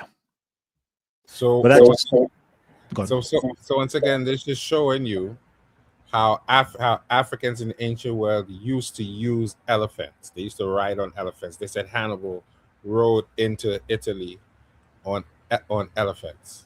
Yes. And if you know anything about African elephants, they're very aggressive animals. They destroy everything in their path. Indeed. So but I would imagine that'd be a strategy. This story here is ahistorical. It's not real. It's not true. It's not? Nope. Every single scholar, yeah. Well, hey. every like up-to-date academic scholar will let you know that it is completely unfeasible for an African elephant to be transported from Ethiopia to from Yemen to go march all the way up into Mecca. And so like the amount of water that's necessary for that journey just doesn't make any sense. Okay, just doesn't make any sense. It would have been a long journey too. It would have been a long ass journey. And then you go through deserts too, right? Through deserts and so forth, and transporting a fully grown elephant, not even a baby elephant, a fully grown elephant along, it just doesn't make sense. Like scholars such as Sean Anthony, such as Gabriel Reynolds, and others. I think I have a presentation on that, and they have it in the video just to show that it is completely ahistorical, that it never happened. Scholars today don't think this actually happened. The old school scholars, the traditional scholars, people writing in the 1930s, such as Arthur Jeffrey and so forth, like they may think this could have been possible. But even in here, it tells you that Rossini says, after pointing out the difficulty of believing that elephants could have made the journey between Yemen and Mecca, thinks that oral tradition among the Arabs confused the expedition of Abraha. And it's talking about another individual called Al-Filis. But even that is another theory, and I don't even think the word feel even, there's even other breakdowns to be like, so you're telling me that they sent one elephant. They didn't send like loads of elephants to go on this march to do this expedition. It's just this one elephant that was sent. The story just doesn't make sense, because it was a later story that was created to explain this chapter that they don't know. It just doesn't make any sense. When you read it, it just doesn't. Literally, if you read the chapter, it doesn't make any sense. Well, I haven't seen it, so I don't know. Basically, have you not considered what the companions of the elephant? Something about, what was it? So it's just a random. So it's a random story in the Quran that they try to explain. Random story. Didn't Allah make the plans go astray? He sent against them birds with baked clay, devouring them. something along those lines. And then like nobody understands what this means. There's a lot of like surahs in the Quran, nobody understands what it means. It's like, that was just random, what's that about? They don't know, so let's make up a story to explain. So, Okay, it's like- feel. Okay, in Persia we use the word feel as well, and it means elephant. Cool. So therefore it must be talking about the companion of the elephant. Okay, you know who has elephants? Africans have elephants. Yeah, the Ethiopians must have had elephants. Cool. All right, so now we're talking about the people of the elephant. It's got to do with Abraha, because he was an Abyssinian who ruled Arabia, so he must have came with elephants. Cool. What else? Oh yeah, and then birds, through baked clay. Even the term baked clay doesn't make any sense. Like they don't know what I mean. So they're now, because the word there doesn't mean baked clay, but that's another story. Okay, so these birds threw baked clay onto them and destroyed the companions. That's what happened. And then they make up a whole story that Abraha like burst open because of all of this, and they took him back to Yemen. Blah blah blah. It's all made up stories, and it's like, and so they're it's saying that some birds. So they're saying that some birds attacked the prophet's companions with baked no. clay. Is saying that these birds attacked an army with like 4,000, like let's say, I think it's 70,000. I actually think it's like 70,000. But anyways, let's say, let me give you a nice, I believe it's 70,000. I have to get the numbers. Let's just say a nice number of like 10,000 soldiers, right? So these birds, no, the story goes, the elephant came, the elephant was supposed to destroy the Kaaba, but each time it bowed itself to the Kaaba. It didn't want to destroy it, so everybody beat the elephant, whipped it, did nonsense to the elephant. The elephant wouldn't do it, and then afterwards, Allah sends these birds with baked clay, starts throwing it down on the army. The army gets destroyed by these birds sending baked clay, and they burst open in I don't know, man. It's just a nonsense story. This is Wow. what happens, and this enters the history books. So imagine, this actually enters the history books as history. Legendary mythological stories actually entered into the history That books sounds as though this could have possibly happened. that sounds random though. Very That random. definitely sounds random. Even if they say, even if they say, all right, Allah sent some birds and they drop some doo doo. All right, far fetched, but all right.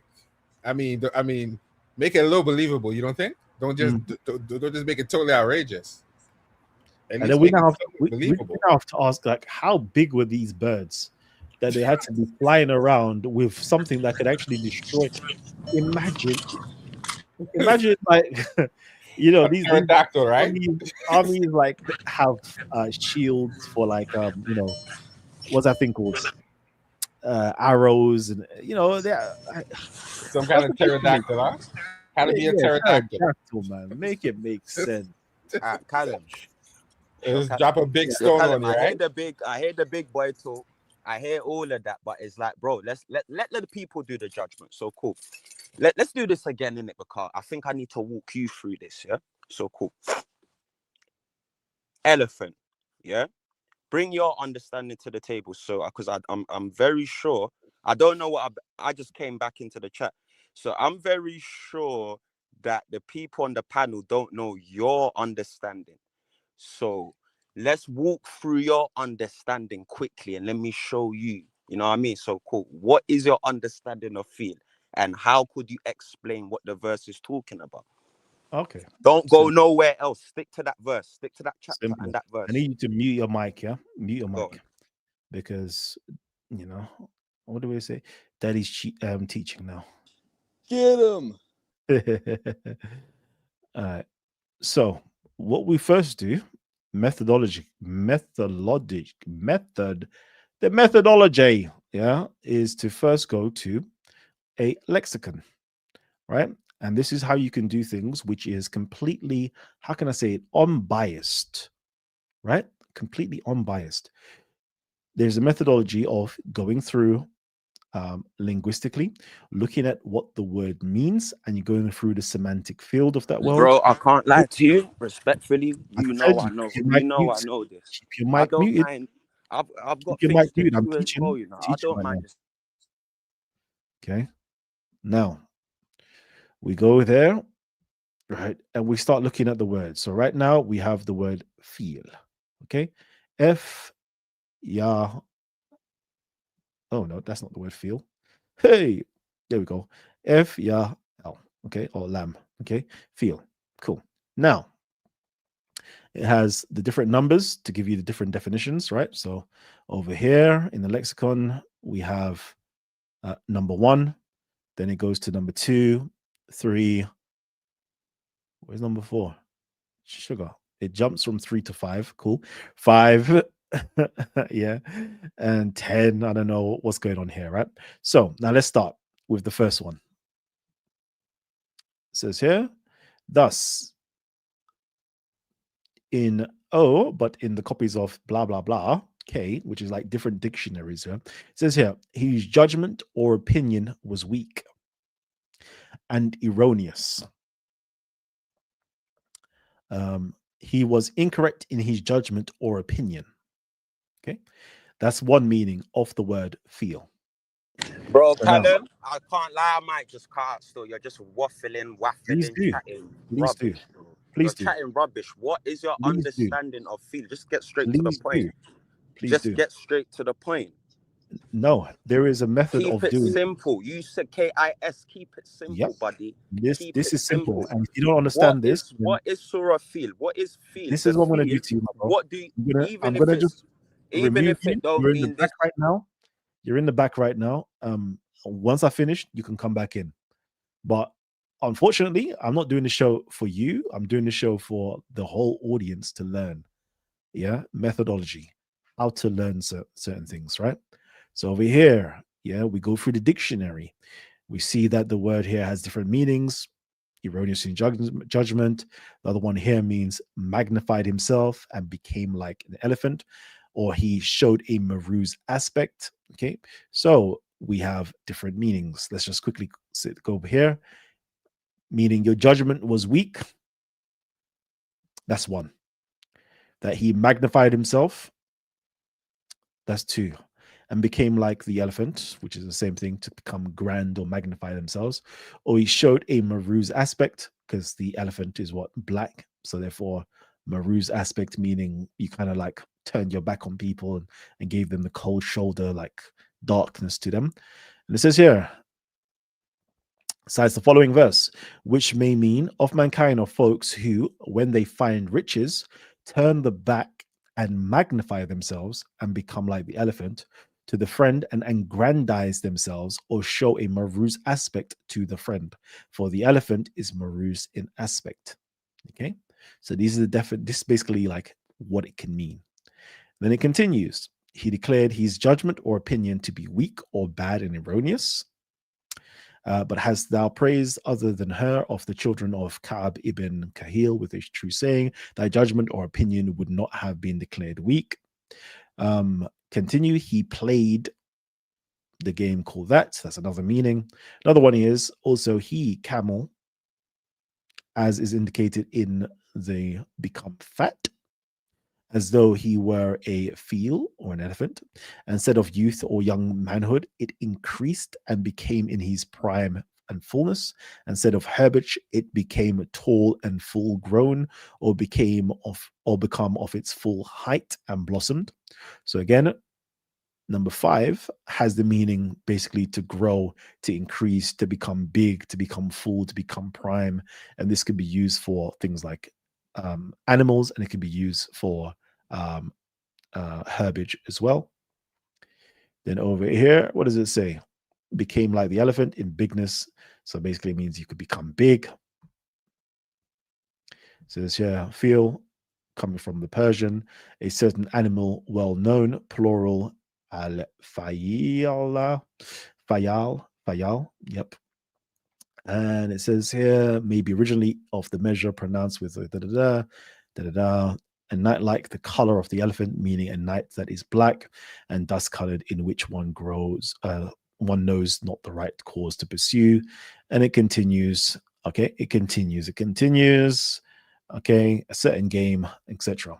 So this meaning over here, yeah, means elephant. Okay, from the Persian.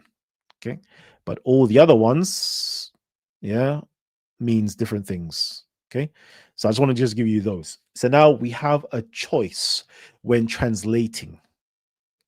When translating the Quran, I'm going to go into the Quran real quickly. 1 second. Give me a second. And this is why I say this is like a whole show. This is like a whole show. You need to just do this because you need to fully understand methodology and context, etc. But because my brother had 1-2 conversations with me, he wants to now challenge me. Okay. So in the Quran, you know, it has a certain thing here. This word here, okay, feel. All right. So it's saying, you know, the normal translation will be, have you not considered or have you not seen how your Lord dealt with the companions of the feel, which they translate as elephant? Did not he make their plans go astray, and he sent against them birds in flocks, striking them with stones of baked clay, then he made them like straw eaten up. Okay, that's that translation right there. But okay, according to you know, academic way of looking at things, we look at this work and we say, this keyword here, feel, is that a proper translation? Can we find a better way of translating this? Okay, and we go through the various different ways. We now look at the different ways of translating this verse to see if we can get a better context and a better meaning for it. So, for example, we now say, have you not considered the companions of the person who was weak in judgment?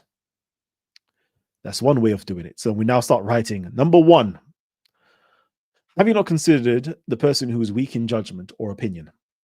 Number 2, have you not considered the person who magnified himself and showed a morose aspect to his friends, i.e., he became rich or had something, then he grandized himself, and then he showed a morose aspects to his friends? Could that be something? Then we say, number 3, okay, he declared his judgment or opinion to be weak. Same thing, basically. Have you not considered the person who had weak judgment? Cool. Then we can carry on going on. Let's see. Have you not seen the person who increased? Have you not considered the companions who increased somehow, or became in their prime, or became full? Okay, that's another way of reading it. Okay, have you not considered the companions who became big? Okay, that's another way of reading it.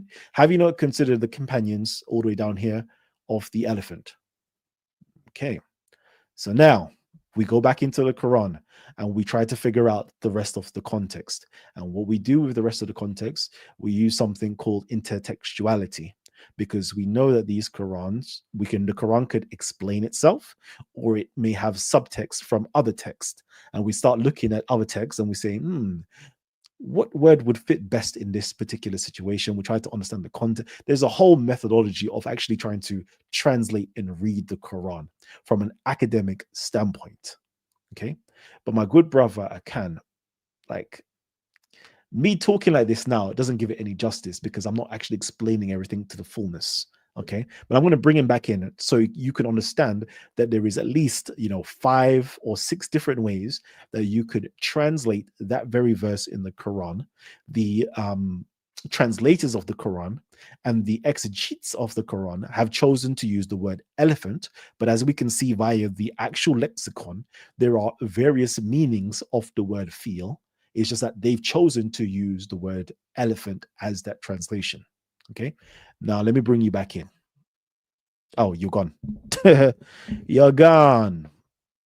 You're gone. Okay. Matthew, what are you telling me?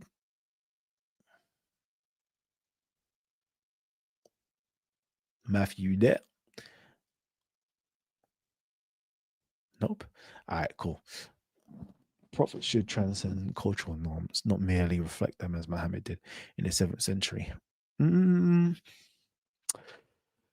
Prophets should transcend cultural norms. Maybe. Yeah, I'm Maybe. here, bro. So if you want to talk to me, sorry, I was just using a power tool. That's cool. If the Quran could explain itself, there would be no need for all the hadiths. I think you are right. The Quran definitely cannot explain itself. You need cultural context or historical cultural context. And unfortunately, the inheritors of the Quran didn't have the historical cultural context, so they had to create stories in order to try to explain the Quran. Okay, this man needs help, some help from Christian Prince who could explain the Arabic for him. Not at all. It's quite plain and simple. You can literally go into any any dictionary. This is something that you don't need help from anybody. I'm literally trying to give you guys the tools of how to do research yourself. Okay, linguistics, like you can literally pick up any book and read it based upon having knowledge over its grammar and over its lexicon itself. So you don't need anybody else to help you in that sense. Okay. All right. Talk to me, Matthew. Yeah. What do you want to hear, brother? So, because you've been doing some exciting research, right? That's right. That's right. It's actually blowing my mind. And, one of the ways I'm thinking about presenting it is, as a Muslim, somebody who, when I converted to Islam, all the Muslims were so happy because I was very critical of Christianity, asking a lot of questions. And, they're not so happy when I'm doing the same thing with Islam now. But for me, it's just part of my my journey in uncovering my own spirituality and what I encounter from different faiths. And with Islam right now, the things that I've been uncovering are just blowing my mind, especially how deep of a connection Islam really has with Jesus. Because you bear in mind that Muhammad preserved the icons of Jesus and Mary in the Quran, in the Kaaba. We'll take that as a given. And then you start, trying to unpack what was really going on with these people. And, it'd be a different story if Islam began the way that Christianity began, with these peaceful monks, just trying to practice their faith. But, Islam began in a storm of controversy and violence after the time of the Prophet. When you have the Umayyad dynasty and these things that the Abbasids and things that formed what we take for granted as Islam. So you need to be very critical when you're trying to figure out what was really going on and what is the truth of Islam, because that's what we want to know. With all things, we're trying to discern what is the truth. And thanks to you coming up with this research and really putting forward all of this information, I'm certain at this point that Muhammad was preaching Christianity to Jewish communities who had been violently oppressing Christians in Arabia. We know that is historically true. And then when you look at I started trying to go into the Quran, like, let me see, is there something to this? What can I find? I'm finding just gems and gold. We've been going over the Ayat al-Kursi, the verse of the throne. And man, I was really excited. And every time we talk about it, I'm running my mouth a mile a minute, as we say. And I'm just, talking. But, Stop talking for a hot second. I'm just going to let the audience know. Yeah. Ayatul Kursi, this throne verse and the research that you have done is going to be absolutely mind-blowing when the audience receive it. Just letting you guys know. So look out, yeah, for Matthew's presentation. Yeah. Real quickly, I'm just gonna read out this comment. A messenger brings a new revelation or law, or is sent to a people who rejected earlier revelation. The prophet must continue or reaffirm an existing revelation. I'm assuming then you are Muslim because that's the definition. I think that's maybe a Muslim definition. A Muslim's created definition. The word there, messenger, is an apostle. An apostle does not bring a new revelation. Apostles do not, and I repeat, do not bring new revelations. Okay. And again, you have to go into the context of who you're talking to. So if you're talking as a Muslim, okay, I'll say, all right, fine. That's what you've been taught, so that's what it is. But with inside of a Jewish or Christian context, that's not completely true.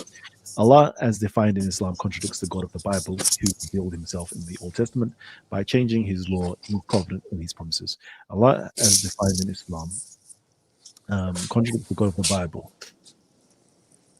See, I would always say that possibly in the religion of Islam, yes. And then we're talking about the religion of Sunni Islam, yes, that's quite possible. But in terms of the Quran, I would say no. I would say that the Allah of the Quran does not contradict the God of the Bible. Does not contradict the God of the Bible at all. Muhammad fails as a prophet because he didn't bring the same revelation as all biblical prophets. He changed them. Give me an incident with inside of the Quran that he changes whatever the prophets gave. That would be nice. That would be nice. Again, I'm not Muslim, by the way, so like I'm the wrong one if you're trying to have a faith-based conversation. We're trying to have an academic conversation. So if you want to talk academically with me, let me know, man. Bring something up. I'm definitely here to entertain some of these ideas. And again, real quickly, earlier on was going into Surah Al-Fil, and I'm just going to quickly show you guys when we are doing academic stuff, right? Like we go back to the scholars, man. We go back to the scholars, and just to show you methodology that I am employing is literally that which you can find within inside of scholarship. Okay. A lot of people is going to be like, like my good brother Akan will be like, pseudo. And the problem that you say pseudo and all these things here is because you don't read enough academic information to understand, within inside of university and academia, we do something called Quranic studies. And these are some of the methodologies that are employed within inside of Quranic studies. I'm just literally bringing to you guys what academia has, and I'm trying to make it mainstream for you guys, so you guys will start picking this up and start utilizing it for yourselves. Okay. And over here, this good brother goes through something called, this book investigates a hermeneutical method for the Quran called intertextual polysemy. Since the method makes extensive use of intertextuality and polysemy, linking various words in the Quran with one another, as well as linking the Quran with the Bible, then it is important to understand why that is. And he goes through and explains all of that stuff here. But again, we're utilizing something that is called polysemy, meaning that we understand a word within inside of the Arabic language can house various different meanings, just as we showed that the word feel house various different meanings. Okay. We understand that. Now we need to understand which one of those meanings best fits the context. And then how does, for example, intertextuality or hypertextuality informs our judgment on this? Meaning, do we find these words used within inside of other verses inside of the Quran? Okay. If it does, how is that used inside of the Quran? And can we extrapolate any meanings from how it's used within inside of the Quran? Unfortunately, the word feel is a hapolexicon, which means it's like a single time it's been used, right? So we can't really gain much information from other places inside of the Quran. But there is a whole methodology of trying to figure out what does the Quran say, not what the exegetes tell us it says, not what the hadith writers believe it says, or the Sirah writers say what it says. Like, how do we, if we are in the 21st century, we have so much information and knowledge, how do we understand this text based upon a 7th century or 6th century mind frame? We understand that this is from an Arabian context. We understand that there's various Christians and Jews and various different language, such as Syriac and Ethiopic and Greek and all these other languages are just floating around. How does these language best inform us on what the Quran is saying?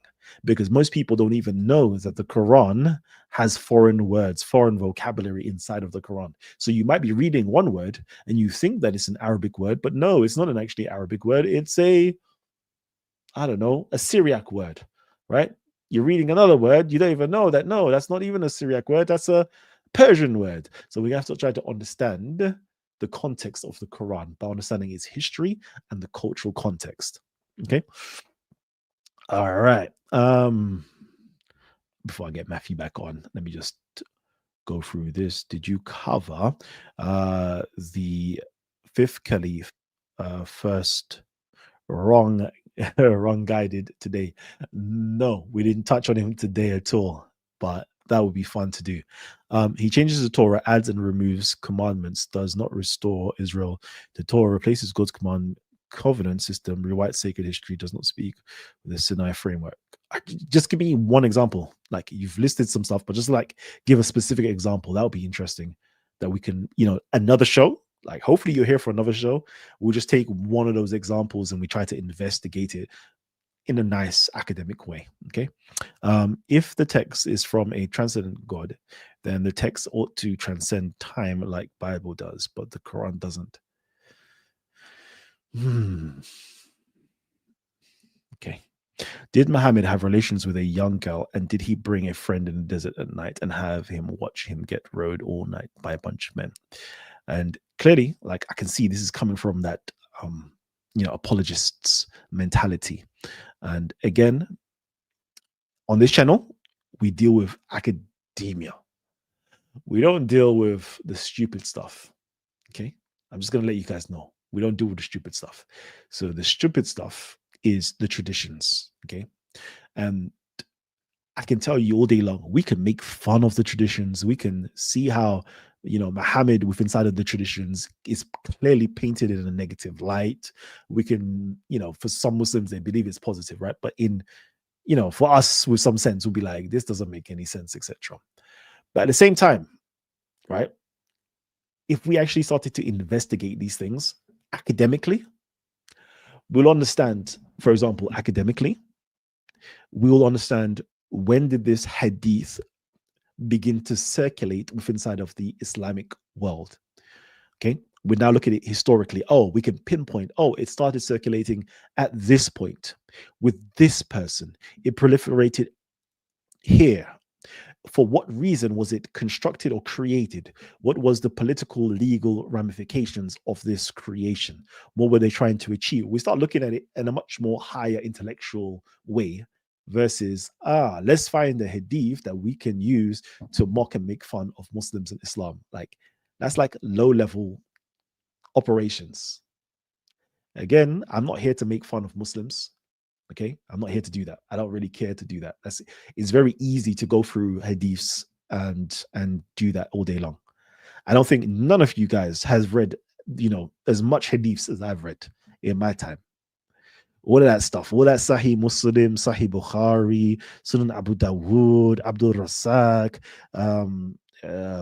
Malik, all of these things here. Yeah, I've gone through all of them, all of the volumes of stuff, and I could tell you there's a lot of stuff in there that I can laugh and joke on with you guys. But that's just low level, like low brow, low brain, low IQ stuff. I don't care.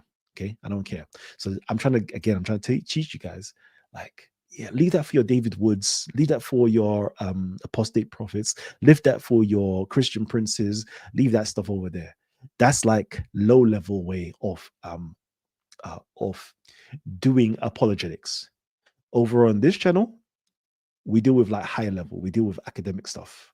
We don't really care about all that stuff. You with me? And then the whole riding men and stuff like that. And I always say, like, I could, if I wanted to, I can literally do the same thing and look into the Bible, for example, and take things out of context and be like, look, astaghfirullah for saying this. Yeah, God forgive me for saying this. Look, Jesus got molested in a crowd full of people. They were all pressing upon him. I could do nonsense like that, right? And that's what you guys are doing. It's like nonsense. You lot are not taking the context and reading these hadiths correctly. You're just trying to find ways to malign the people. And it's like, it's long. Like, it's long. It's long. Go to the other channels to do that. And kudos to you. But if you actually want to learn something and kind of increase your knowledge base and intellect, you come to this channel to really learn something properly. Okay. All right. Okay, cool. Academically, what's this mean? Do not curse time, for it is Allah who is time. Cool. Now, again, this sounds like hadith to me. This literally sounds like hadith literature to me. Again, like, I'm gonna be real with you. We don't have time to deal with hadith literature. Why? Because we understand that the hadith literature comes like 300 years later, and most of you guys don't understand the science of hadith. Or, for example, from academic circles, we use something called the Isnad Kum Matan methodology. Like, none of you guys, I guess, don't even know anything about who Motsky is or Harold. You don't know these names. Like, I can, like, it's long. I don't want to have these conversations because it's like low level information. We're dealing with academia over here, please. All right. Let's see. Okay. Now, Muhammad was a Christian. Y'all need to really stop y'all doing way too much. You see? Yeah. I think everybody's just low level. 90% of their Islamic practices comes from traditions. As Muslims, the hadiths cannot be rejected. The rejection started by modern day Islamic scholars. Nope. Okay.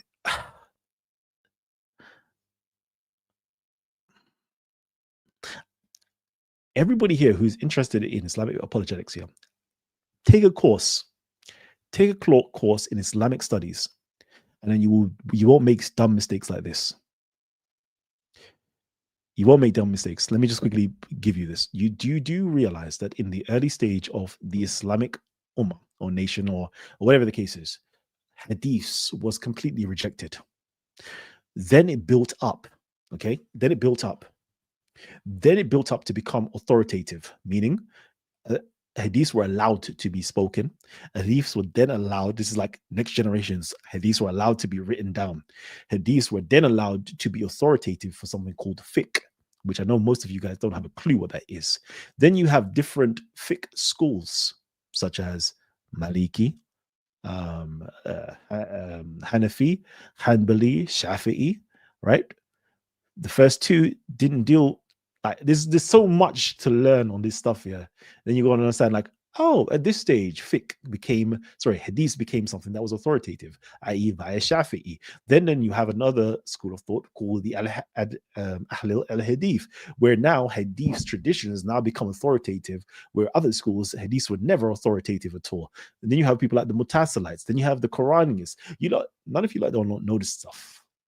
But you lot are talking like you know something. I'm telling you, most of you lot don't know nothing. I wish I was Muslim, like, for like one day, and jump on some of these Christian apologist channels here, and I guarantee you, I would spin all of them in circles, if I was a Muslim for a day. I guarantee you, because a lot of these Christian apologetic channels here are feeding you guys absolute nonsense. It sounds great until, like, low-level Muslims, you're going to be wiping the floor with them because they don't have a clue about their religion. But for people who truly know the religion and study it from an academic point of view, we look at you guys and you're like, you guys are actual idiots. But anyways, let me continue. Wait, if Muhammad was Christian, why do you pray to him? Okay. First of all, I'm not Muslim, so I don't pray to Muhammad.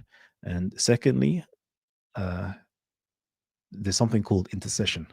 that Muslims do actually ask Muhammad via the wheel of Allah. So it's very interesting. You have to go to the Muslims who actually do that. So let people of the gospel judge by what Allah has revealed therein. And whoever does not judge by what Allah has revealed, then it is those who are defiantly disobedient. Exactly. See that? See how you now quoted Quran, and the Quran is telling people to read the gospel. And the reason why it's telling people to read the gospel because it came from a Christian context. Why, Kalam? See, now you start asking educational questions. Kalam, why do you say it comes from a Christian context? It must come from a Christian context if it's telling the people of the gospel to judge by the gospel. What do you mean? Means the Quran and its interlocutor, the Quran is engaging with Christians. So the Christians are present and is telling the Christians to judge by your book, meaning your book is authoritative. The gospel is authoritative. So therefore, it's in a Christian cultural context. And the Quran seems to be agreeing with the Christians, telling them to go to their books and judge by it, read it, learn from it, gain knowledge from it, apply it in your day-to-day life. Okay? Now, if the Quran was anti-Christian, it wouldn't be saying certain things like that. It will be saying what the Muslims say. It will be saying that the gospel is corrupt, so therefore don't judge by it. You know the way is there. But this is what the Muslims are saying. There's a difference between what a piece of literature, i.e. the Quran, is saying versus the people who follow the religion are saying. You with me? Okay. I'm currently reading Sharia law by Muhammad Hashim Kamali, and it seems Islam is made up all the way and is very, very corrupt. Okay. How different was Islam versus Christianity the first 200 years? That's a very good question, you know. That's a very good question because let's say, for example, we have like the early stuff of like Muawiyah. We see that Muawiyah, in terms of inscriptions, actually had a cross on it, on his inscriptions. So it's like, if you didn't know anything about the traditions that came from the Muslims, claiming to be Islam and what we perceive in our 21st century, what Muslims are today, if we didn't come from that framework and we just looked at those inscriptions, we'd be like, oh, that's a Christian inscription. Whoever this Muawiyah was must have been a Christian. Then we find the records, that was written during his time frame, talking about him praying to going to like I don't know, Gethsemane, like certain church, certain like Christian places and doing certain things. You would think, oh, this individual was Christian, right? All the way. You just think he's Christian. Then you would also think, just based upon reading the records and looking at inscriptions, you'd be like, oh, this person seems to be aniconic, meaning he was against icons. Okay, so he was an iconoclast. It seems as though he supported an iconoclastic movement, but he was very much so Christian. That's what the records would state. If you look at contemporary, near contemporary, and inscriptions, that's what you would think. If you start looking at writings that came 200 years after him, you would now think, oh, this person was Allahu Akbar, yes, kill the infidels. So it's like, are we doing history, or are we going to put on a Muslim lens and read history via Muslim lens? Okay, because there's two ways of doing it. History tells us one story, Muslim lens tells us a second story. And then we can carry on with all the different individuals, such as, the Zubairids, clearly, the holy place of the Muslims. Because remember, back at that time, there was no people called Muslims, by the way, all the records, early history doesn't talk about Muslims.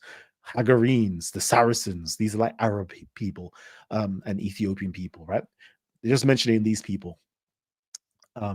We find that their holy sanctuary, they had imagery of Jesus and Mary.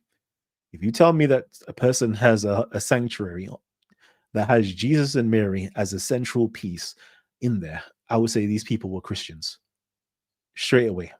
If I'm looking at the numismatics, the coins and so forth, they have very clear Christian messages on them and so forth. Like, it's just, to me, the first 130 years to 150 years, you would perceive them as being Christian. Then you have people like John of Damascus and the early Christian apologists writing on, these Ishmaelites or these Arabs, Ishmaelites, whatever you want to call them. He now sees them as a heretical form of Christianity. So up to the year 750 AD, they were viewed as heretical Christians. So we now need to ask ourselves, at what point in history did they come from being Christians who prayed in churches and, constructed, like build churches up and all these things here, like, and had crosses on the inscriptions, etc., blah blah blah blah. At what point did they now change from being Christians, knowledge is like just being normal Christian, to then being heretical Christian, to then having their own religion called Islam? Okay, this is what we do as historians. Yeah, we try to figure out what happened, what transpired on a chronological time frame. What were the forces that were impacted them for this to occur? Okay. I will email you next time IP is live so you can educate him. I love, man. Thank you. I don't think you know what Christianity actually is. What's your definition of Okay. The Quran says that the closest to the Muslims are the Christians. Quran says humans choose and are responsible. Whoever wills, let him believe. Whoever wills, let him disbelieve. Man will only have what he strives for. Okay. It's highly probable that Muhammad was in fact Christian. This can be proven by the differences between the Meccan and Medinian verses. Quran also says Allah decides belief. Allah guides whom he wills and misguides whom he wills. You do not will unless Allah wills. Allah has sealed their hearts. Okay. Can Allah change his words? Allah says his words never change. No one can change the words of Allah, but the Quran teaches abrogation. We abrogate a verse or cause it to be forgotten and bring a better one when we replace a verse with another one.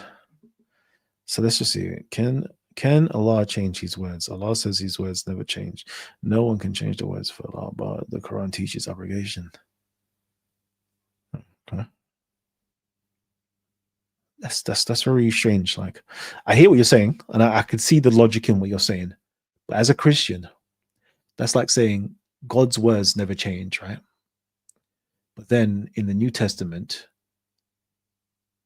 the old laws are now fulfilled and done away with, and Jesus brings in a new law. So therefore, I don't know.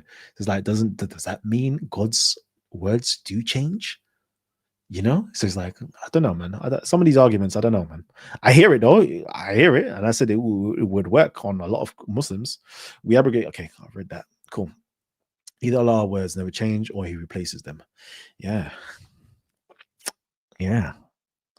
It seems as though Allah or Yahweh replaces His words, right?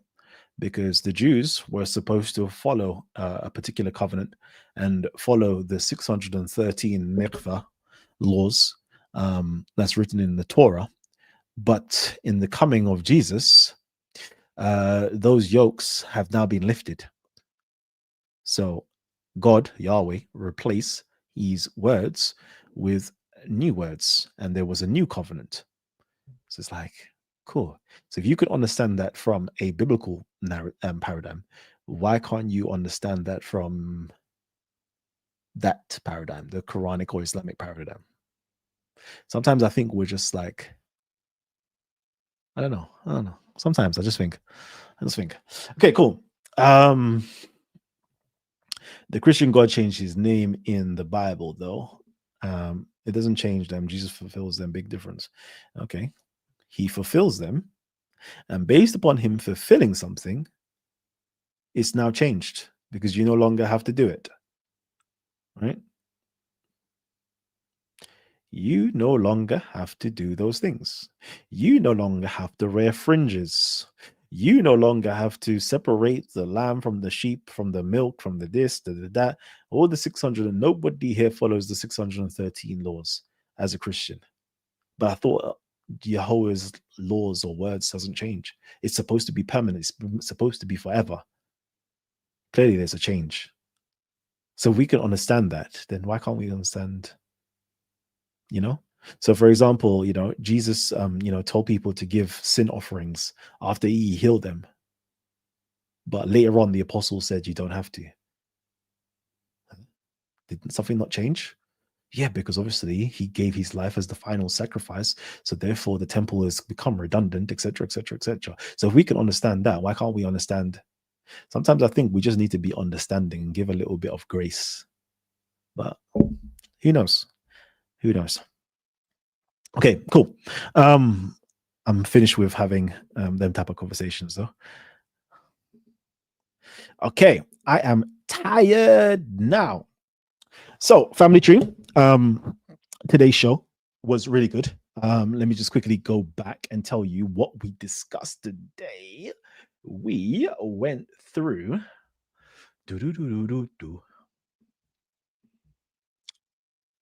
Wait for it to come up. There we go. So we went through a presentation that I did on Lloyd de Young's channel last week, Wednesday. It was the Abyssinian origin of Abraha and Muhammad, CIH 541 inscription. And on there, we recapped. I'm not going to do this now, but we recapped all of this stuff here, which basically shows you that the historical Muhammad, if you lot know the thesis already, there was actually a historical Muhammad that the legendary Muhammad of the Islamic traditions narrative was based on. Like we all know this by now, there was an actual historical Muhammad that lived in the 6th century versus the legendary traditional Muhammad of the 7th century made up by, the Muslimics them. Okay, they're the ones that invented all this type of stories and propaganda. And then we went through the Abyssinian king thesis. You lot can read this in your own time, right? And we showed you that, Muhammad, just like Santa Claus, was a legendary figure. And all legendary figures, such as Santa Claus and Muhammad, were based on historical figures, such as Santa Claus was based on a 4th century Christian bishop from Byzantine called Saint Nicholas, whilst Muhammad was a 6th century Christian bishop from Abyssinian called Saint Muhammad. And then we unpacked all this information by going actually into the 6th century and pulling up some great information that talks about the original historical Muhammad and the king that ruled the whole of Arabia, who was a Orthodox Christian, or a Roman Orthodox Christian, or Chalcedonian Christian, right? Went through all of that stuff. We showed the inscriptions, we showed the Greek writings, as well as the Arabic writings and the South Arabian inscriptions, all discussing this one point in history where an archbishop was crowned or ordained as an archbishop, as an apostle over the whole of the Abyssinian Arabian Empire. There were gifts and meals that were eating in all three of these different accounts, i.e. in the inscription, in the Greek records, and in the Arabic records. And we find out that this individual was called Muhammad. Inside of the Greek records, we find out this individual was called the Blessed One. He was a prophet and apostle, and received a divine book in the 6th century underneath the King Abraham. And then we also find that inside of the Arab records, we find this person was also a prophet who had a creed or religion and was also ordained or crowned by Abraham. And this person was called Muhammad. Okay. And we show that if we start to read the Quran inside of his historical cultural context, so for example, inside of the South Arabian inscriptions, we find the word Romaeus, and we find the same thing inside of the Quran talking about the Romans. And if we start to understand the meaning of this word, which basically means an Orthodox Christian, we will start reading the Quran a little bit different, realizing that it's what? It's a Christian text.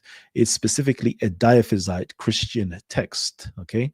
That is technically against or anti-miaphysite, anti-monophysite, anti-tritheism, and what was going on in the 6th century, late 6th century. But this is a story for a whole nother day. Most people don't know this stuff. And a lot of you guys are coming from apologetic sides, and you lot won't even dig into this stuff because you're not interested in that. You need easy to digest information, then rather take your time to actually read a book. Most of you guys will just turn on to your TikToks and to your your TikToks and YouTubes to watch information that is just brain numbing. This is information that you need to go back and read, research, and learn from.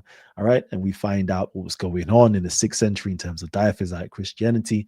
We find the same verbiage that is found inside of the inscriptions is also found inside of the Quran. We find out what was going on with inside of Abraha's empire, and certain words such as Christ embodied both the divine as well as the human side. So the humanity and the divinity, which the Quran basically teaches you about as well, because the Quran, against popular understanding, does teach that Jesus is divine. It does teach that Jesus is divine because it teaches exactly what the Nicene Creed teaches you, which is the Word of God, which is the unique Son of God. The Word of God came down from heaven, was incarnate of the Holy Spirit and the Virgin Mary, became man, and so forth, so forth, so forth, and so forth, and so forth, and so forth, without sin, and died for your sins. And most people don't even know this is all inside of the Quran, because most people just read the Quran based upon the Muslim interpretative lens. But anyways, I proceed to give you what you need. And we talk about the fact that inside of the Quran, you find that this particular apostle called Muhammad was sent from amongst his people, which is something very unique, because if you know anything about apostles are usually sent out into nations, and they usually come from other nations. And I showed here there was actually that's usually the case, but we do have a precedent in other places. For example, over here in England, all right, we have the apostles to the English, just as the Muslims have the apostles to the Arabs in the 6th century, late 6th century. This all happened in the same time period. So you can kind of see like what was going on in the late 6th century. They were sending apostles to different nations that were newly formed as kings. Cool. England was newly formed, or West Kent was formed, and an apostle was sent. But they wanted to send an apostle from England, kept people who were slaves or whatever the case is, take them, groom them, raise them up into becoming a bishop, send them off as an apostle, and then they will become the apostle of the English. Fortunately for us, over here in England, St. Augustine was that individual who was our apostle to the English, who was raised up. And then what does he have? He has his throne in Canterbury. And every single archbishop now has to sit on that throne of Canterbury and become the Archbishop of Canterbury. Back in the day in Arabia, they had the same thing. There was this throne, the cathedral in Marib, that all peoples would have to, religious leaders would have had to sit on the throne after the throne of Muhammad. Just as over here, all of the archbishops who become archbishops have to sit on the throne after the order of Augustine. Okay, same thing happened, but they lost their ways because obviously the Umayyads took over and just kind of mess up that whole stuff. That's another presentation that we've done before. I'm tired, by the way, so forgive me. Yeah. And then we show that scholars are starting to come to the conclusion that inside of the Quran, it clearly states that Muhammad of the Quran was a bishop. Okay, was a bishop, because over here in chapter Quran, Surah Al-Baqarah 2 verses 143 and 2278, it describes Muhammad as a shaheed set up over the believers, which is basically the way of saying a bishop or episcopus. Epi meaning above, set up over, and scopus meaning a watcher, a looker, a caretaker of the flock. Okay, same thing. See, most people don't even know this. They read past the Quran and they don't even understand what they're reading because they're reading it from the Muslim interpretative lens. Today, for those of you guys who are new, you're learning to read it from an academic standpoint, a historical standpoint. Okay, we don't come on here to teach you nonsense. We come on here to give you scholars to go and read. Right now on the screen, yeah, we have sources down here. Can you see it? Yeah. I don't know if you can see it down here. It says Nikolai Sinai, Muhammad as an episcopal figure. page 30. What you need to do now is go into Google, type in Nikolai Sinai, Muhammad as an episcopal figure, PDF, hit it, search, go to it, download it, read it, and learn from it. Okay. And then you have a new tool in your arsenal. Amazing stuff. Okay. I got a little cherry on top if you want it, brother. But if you got to go, it's all good. I'm going to give you, you're going to give the cherry in a minute. Okay. It says here, real quickly, it denies the crucifixion of Jesus. No, it doesn't deny the crucifixion of Jesus. Unfortunately for you, again, as I said, you've just been reading the Muslim interpretative lens. It does not say that. Christians are buying into it. It says the Jews did not kill or crucify the Messiah. It denies that the Jews did not kill or crucify the Messiah. Now, let me ask you the question. Did the Jews kill or crucify the Messiah? That's my question to you. The answer is no. If you truly are a Christian, earlier on you asked me, what is a Christian? Back in the day, what made you a Christian? Everybody who was part of the Christian world, or the ecumenical world, or like the Orthodox, the Catholic world, meaning universally, if you are a Christian, everybody would be called the faithful, meaning they are adherents to the Nicene or the Nicene Constantinople Creed that states we believe in one God, etc., etc., etc. And when you read that, okay, you would read that Jesus was crucified under Pontius Pilate, Roman, not Jews. You would say that the Jews instigated it. You would think that the Jews instigated it, but you would be wrong. The Jews never instigated. You would believe, and so I'm saying to you guys, yeah, you would believe that the Jews instigated for Jesus to be crucified. That was not the case. The Holy Spirit, the whole Quran is trying to tell you that they did not do it. Me, Allah, I did it. I did it. God did it. I was the one who caused Jesus to die, and I raised him up to myself. That's what the Quran says. You know what Jesus says? No man can take my life away from me, but I lay it down to take it back up again, right? The Quran is just reverberating Christian theology, okay? It's not the Jews that did it.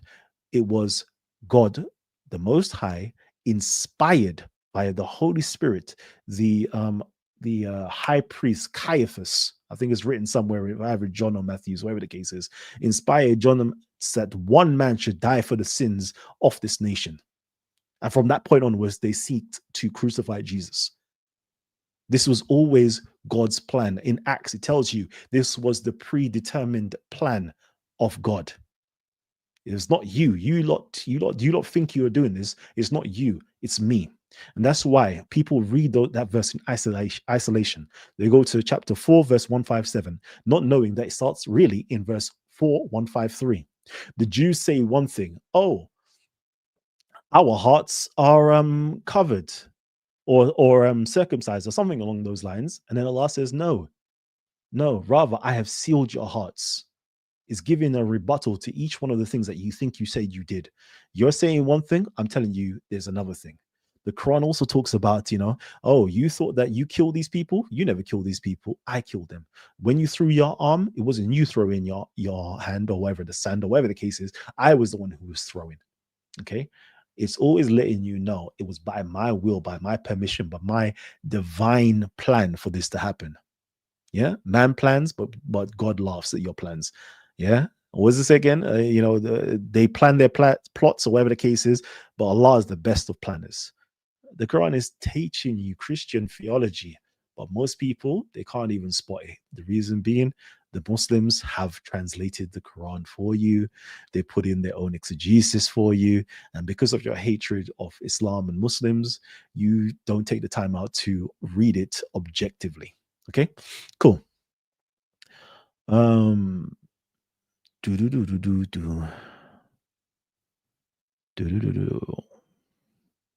Okay. Cool. Go true. I'm gonna let you speak right now, man. Like Matthew, before I go, have the last words. All right. Yeah, so to tie into how the Quran points to Muhammad being a bishop, and one of the things you'll think of like a priest or a priest like that doing is facilitating the repentance and forgiveness of the believers. They'll come to the priest and do their thing, confess or whatever, and that's how they're forgiven. So does the Quran talk about that? Let's see. It says ولو أنهم إذ ظلموا أنفسهم جاءوك فاستغفر الله واستغفر لهم الرسول لوجد الله توابا رحيما. So it says ولو أنهم إذ ظلموا أنفسهم, if when they had wronged themselves, جاءوك, they came to you. So they came to you. Who's that? That's the bishop. جاءوك فاستغفر الله, and they came to you and they sought forgiveness from Allah. واستغفر لهم الرسول, and the messenger forgave them. Then لوجد الله تواب رحيما, then you'll find Allah turning to you with like rahima, like loving and forgiving. So it's that, because it's if it's saying that Muhammad is the Rasul being talked about there, it doesn't make sense to say if they have come to you, they ask Allah and then the prophet, then the messenger to forgive them. That no, it doesn't make sense. It's saying if they came to you and they sought Allah's forgiveness and the messenger to forgive them, then they're going to find God forgiving and repentant, or tawab and rahima, like turning to them, accepting their repentance. So yeah, I just wanted to add that to your thing for a little crescendo. Jeez, loving it, absolutely loving it. And again, family tree, I want you guys to actually learn this. I'm going to keep on showing this on the screen for you guys to learn history. This is a nice timeline for you guys, right? The one on the left, 500 to 560 AD, is what we know that happened in the 6th century, that we have archaeological evidence for. We can verify, proven. Okay, we have extra evidence, but especially for the Arabian Peninsula, that is it. Then over all the way to the right hand side, okay, all the way to the right hand side, we have over here what took place in the 7th century, what we can archaeologically prove that took place. Okay, we have Emirate. I'm going to get you to mute your mic. Oh, sorry, brother. I thought I muted it. All right. Then over here, you see 642 to 641, the Emirate. We can prove that these individuals, Amir ibn al-Az, Umar ibn al-Khattab, Uthman ibn Affan, Ali ibn Abi Talib, all these individuals actually did exist. Yeah. Shouts out to you guys. Then you got the Sufyanids. Yeah. Muawiyah, Yazid. They ruled that time period. Then you have the Zubairids, right? Then you have the Marwanids. Then you have when the Masjid, the Kaaba was constructed, and the inscriptions and Mecca and Hajj ritual. It's all there for you guys to learn about. Yeah, it's all there for you to learn about. They're in the central image right there. Yeah, Muhammad ibn Abi Talib, Ibn Abdullah, right here. All of this stuff is man-made fiction. Man-made fiction. Okay? And I don't mean to be offensive to anybody, but I want to provoke you guys to start saying, Kalam, I'm going to prove you wrong.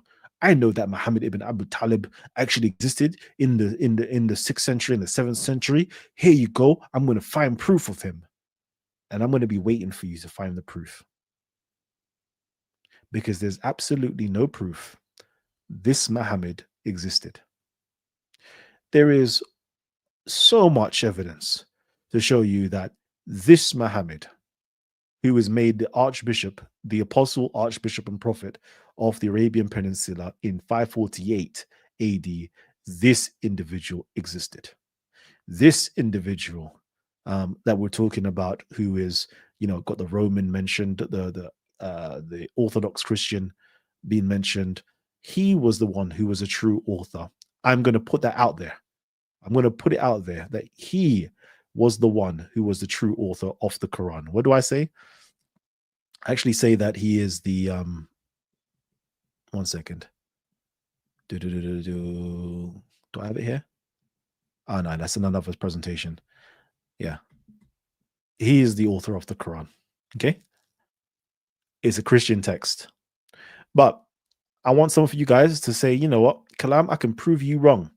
This Muhammad truly did exist, and he was the author of the Quran, etc., etc., etc. But you can't, because this one here is made up 300 years later. This never happened. But anyways, yeah. And then Akani, I can't wait for you to come on here one of these days and prove that your Muhammad actually existed. Yeah, I want you to prove this one here. You see your white Muhammad here? And I'm saying white Muhammad just to trigger you. You know that. You know that, right? It's all fun and games. But I want you to prove that your white Muhammad existed.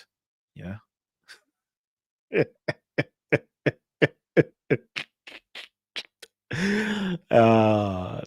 But anyway, all fun and jokes though. Let me quickly just read what he has here.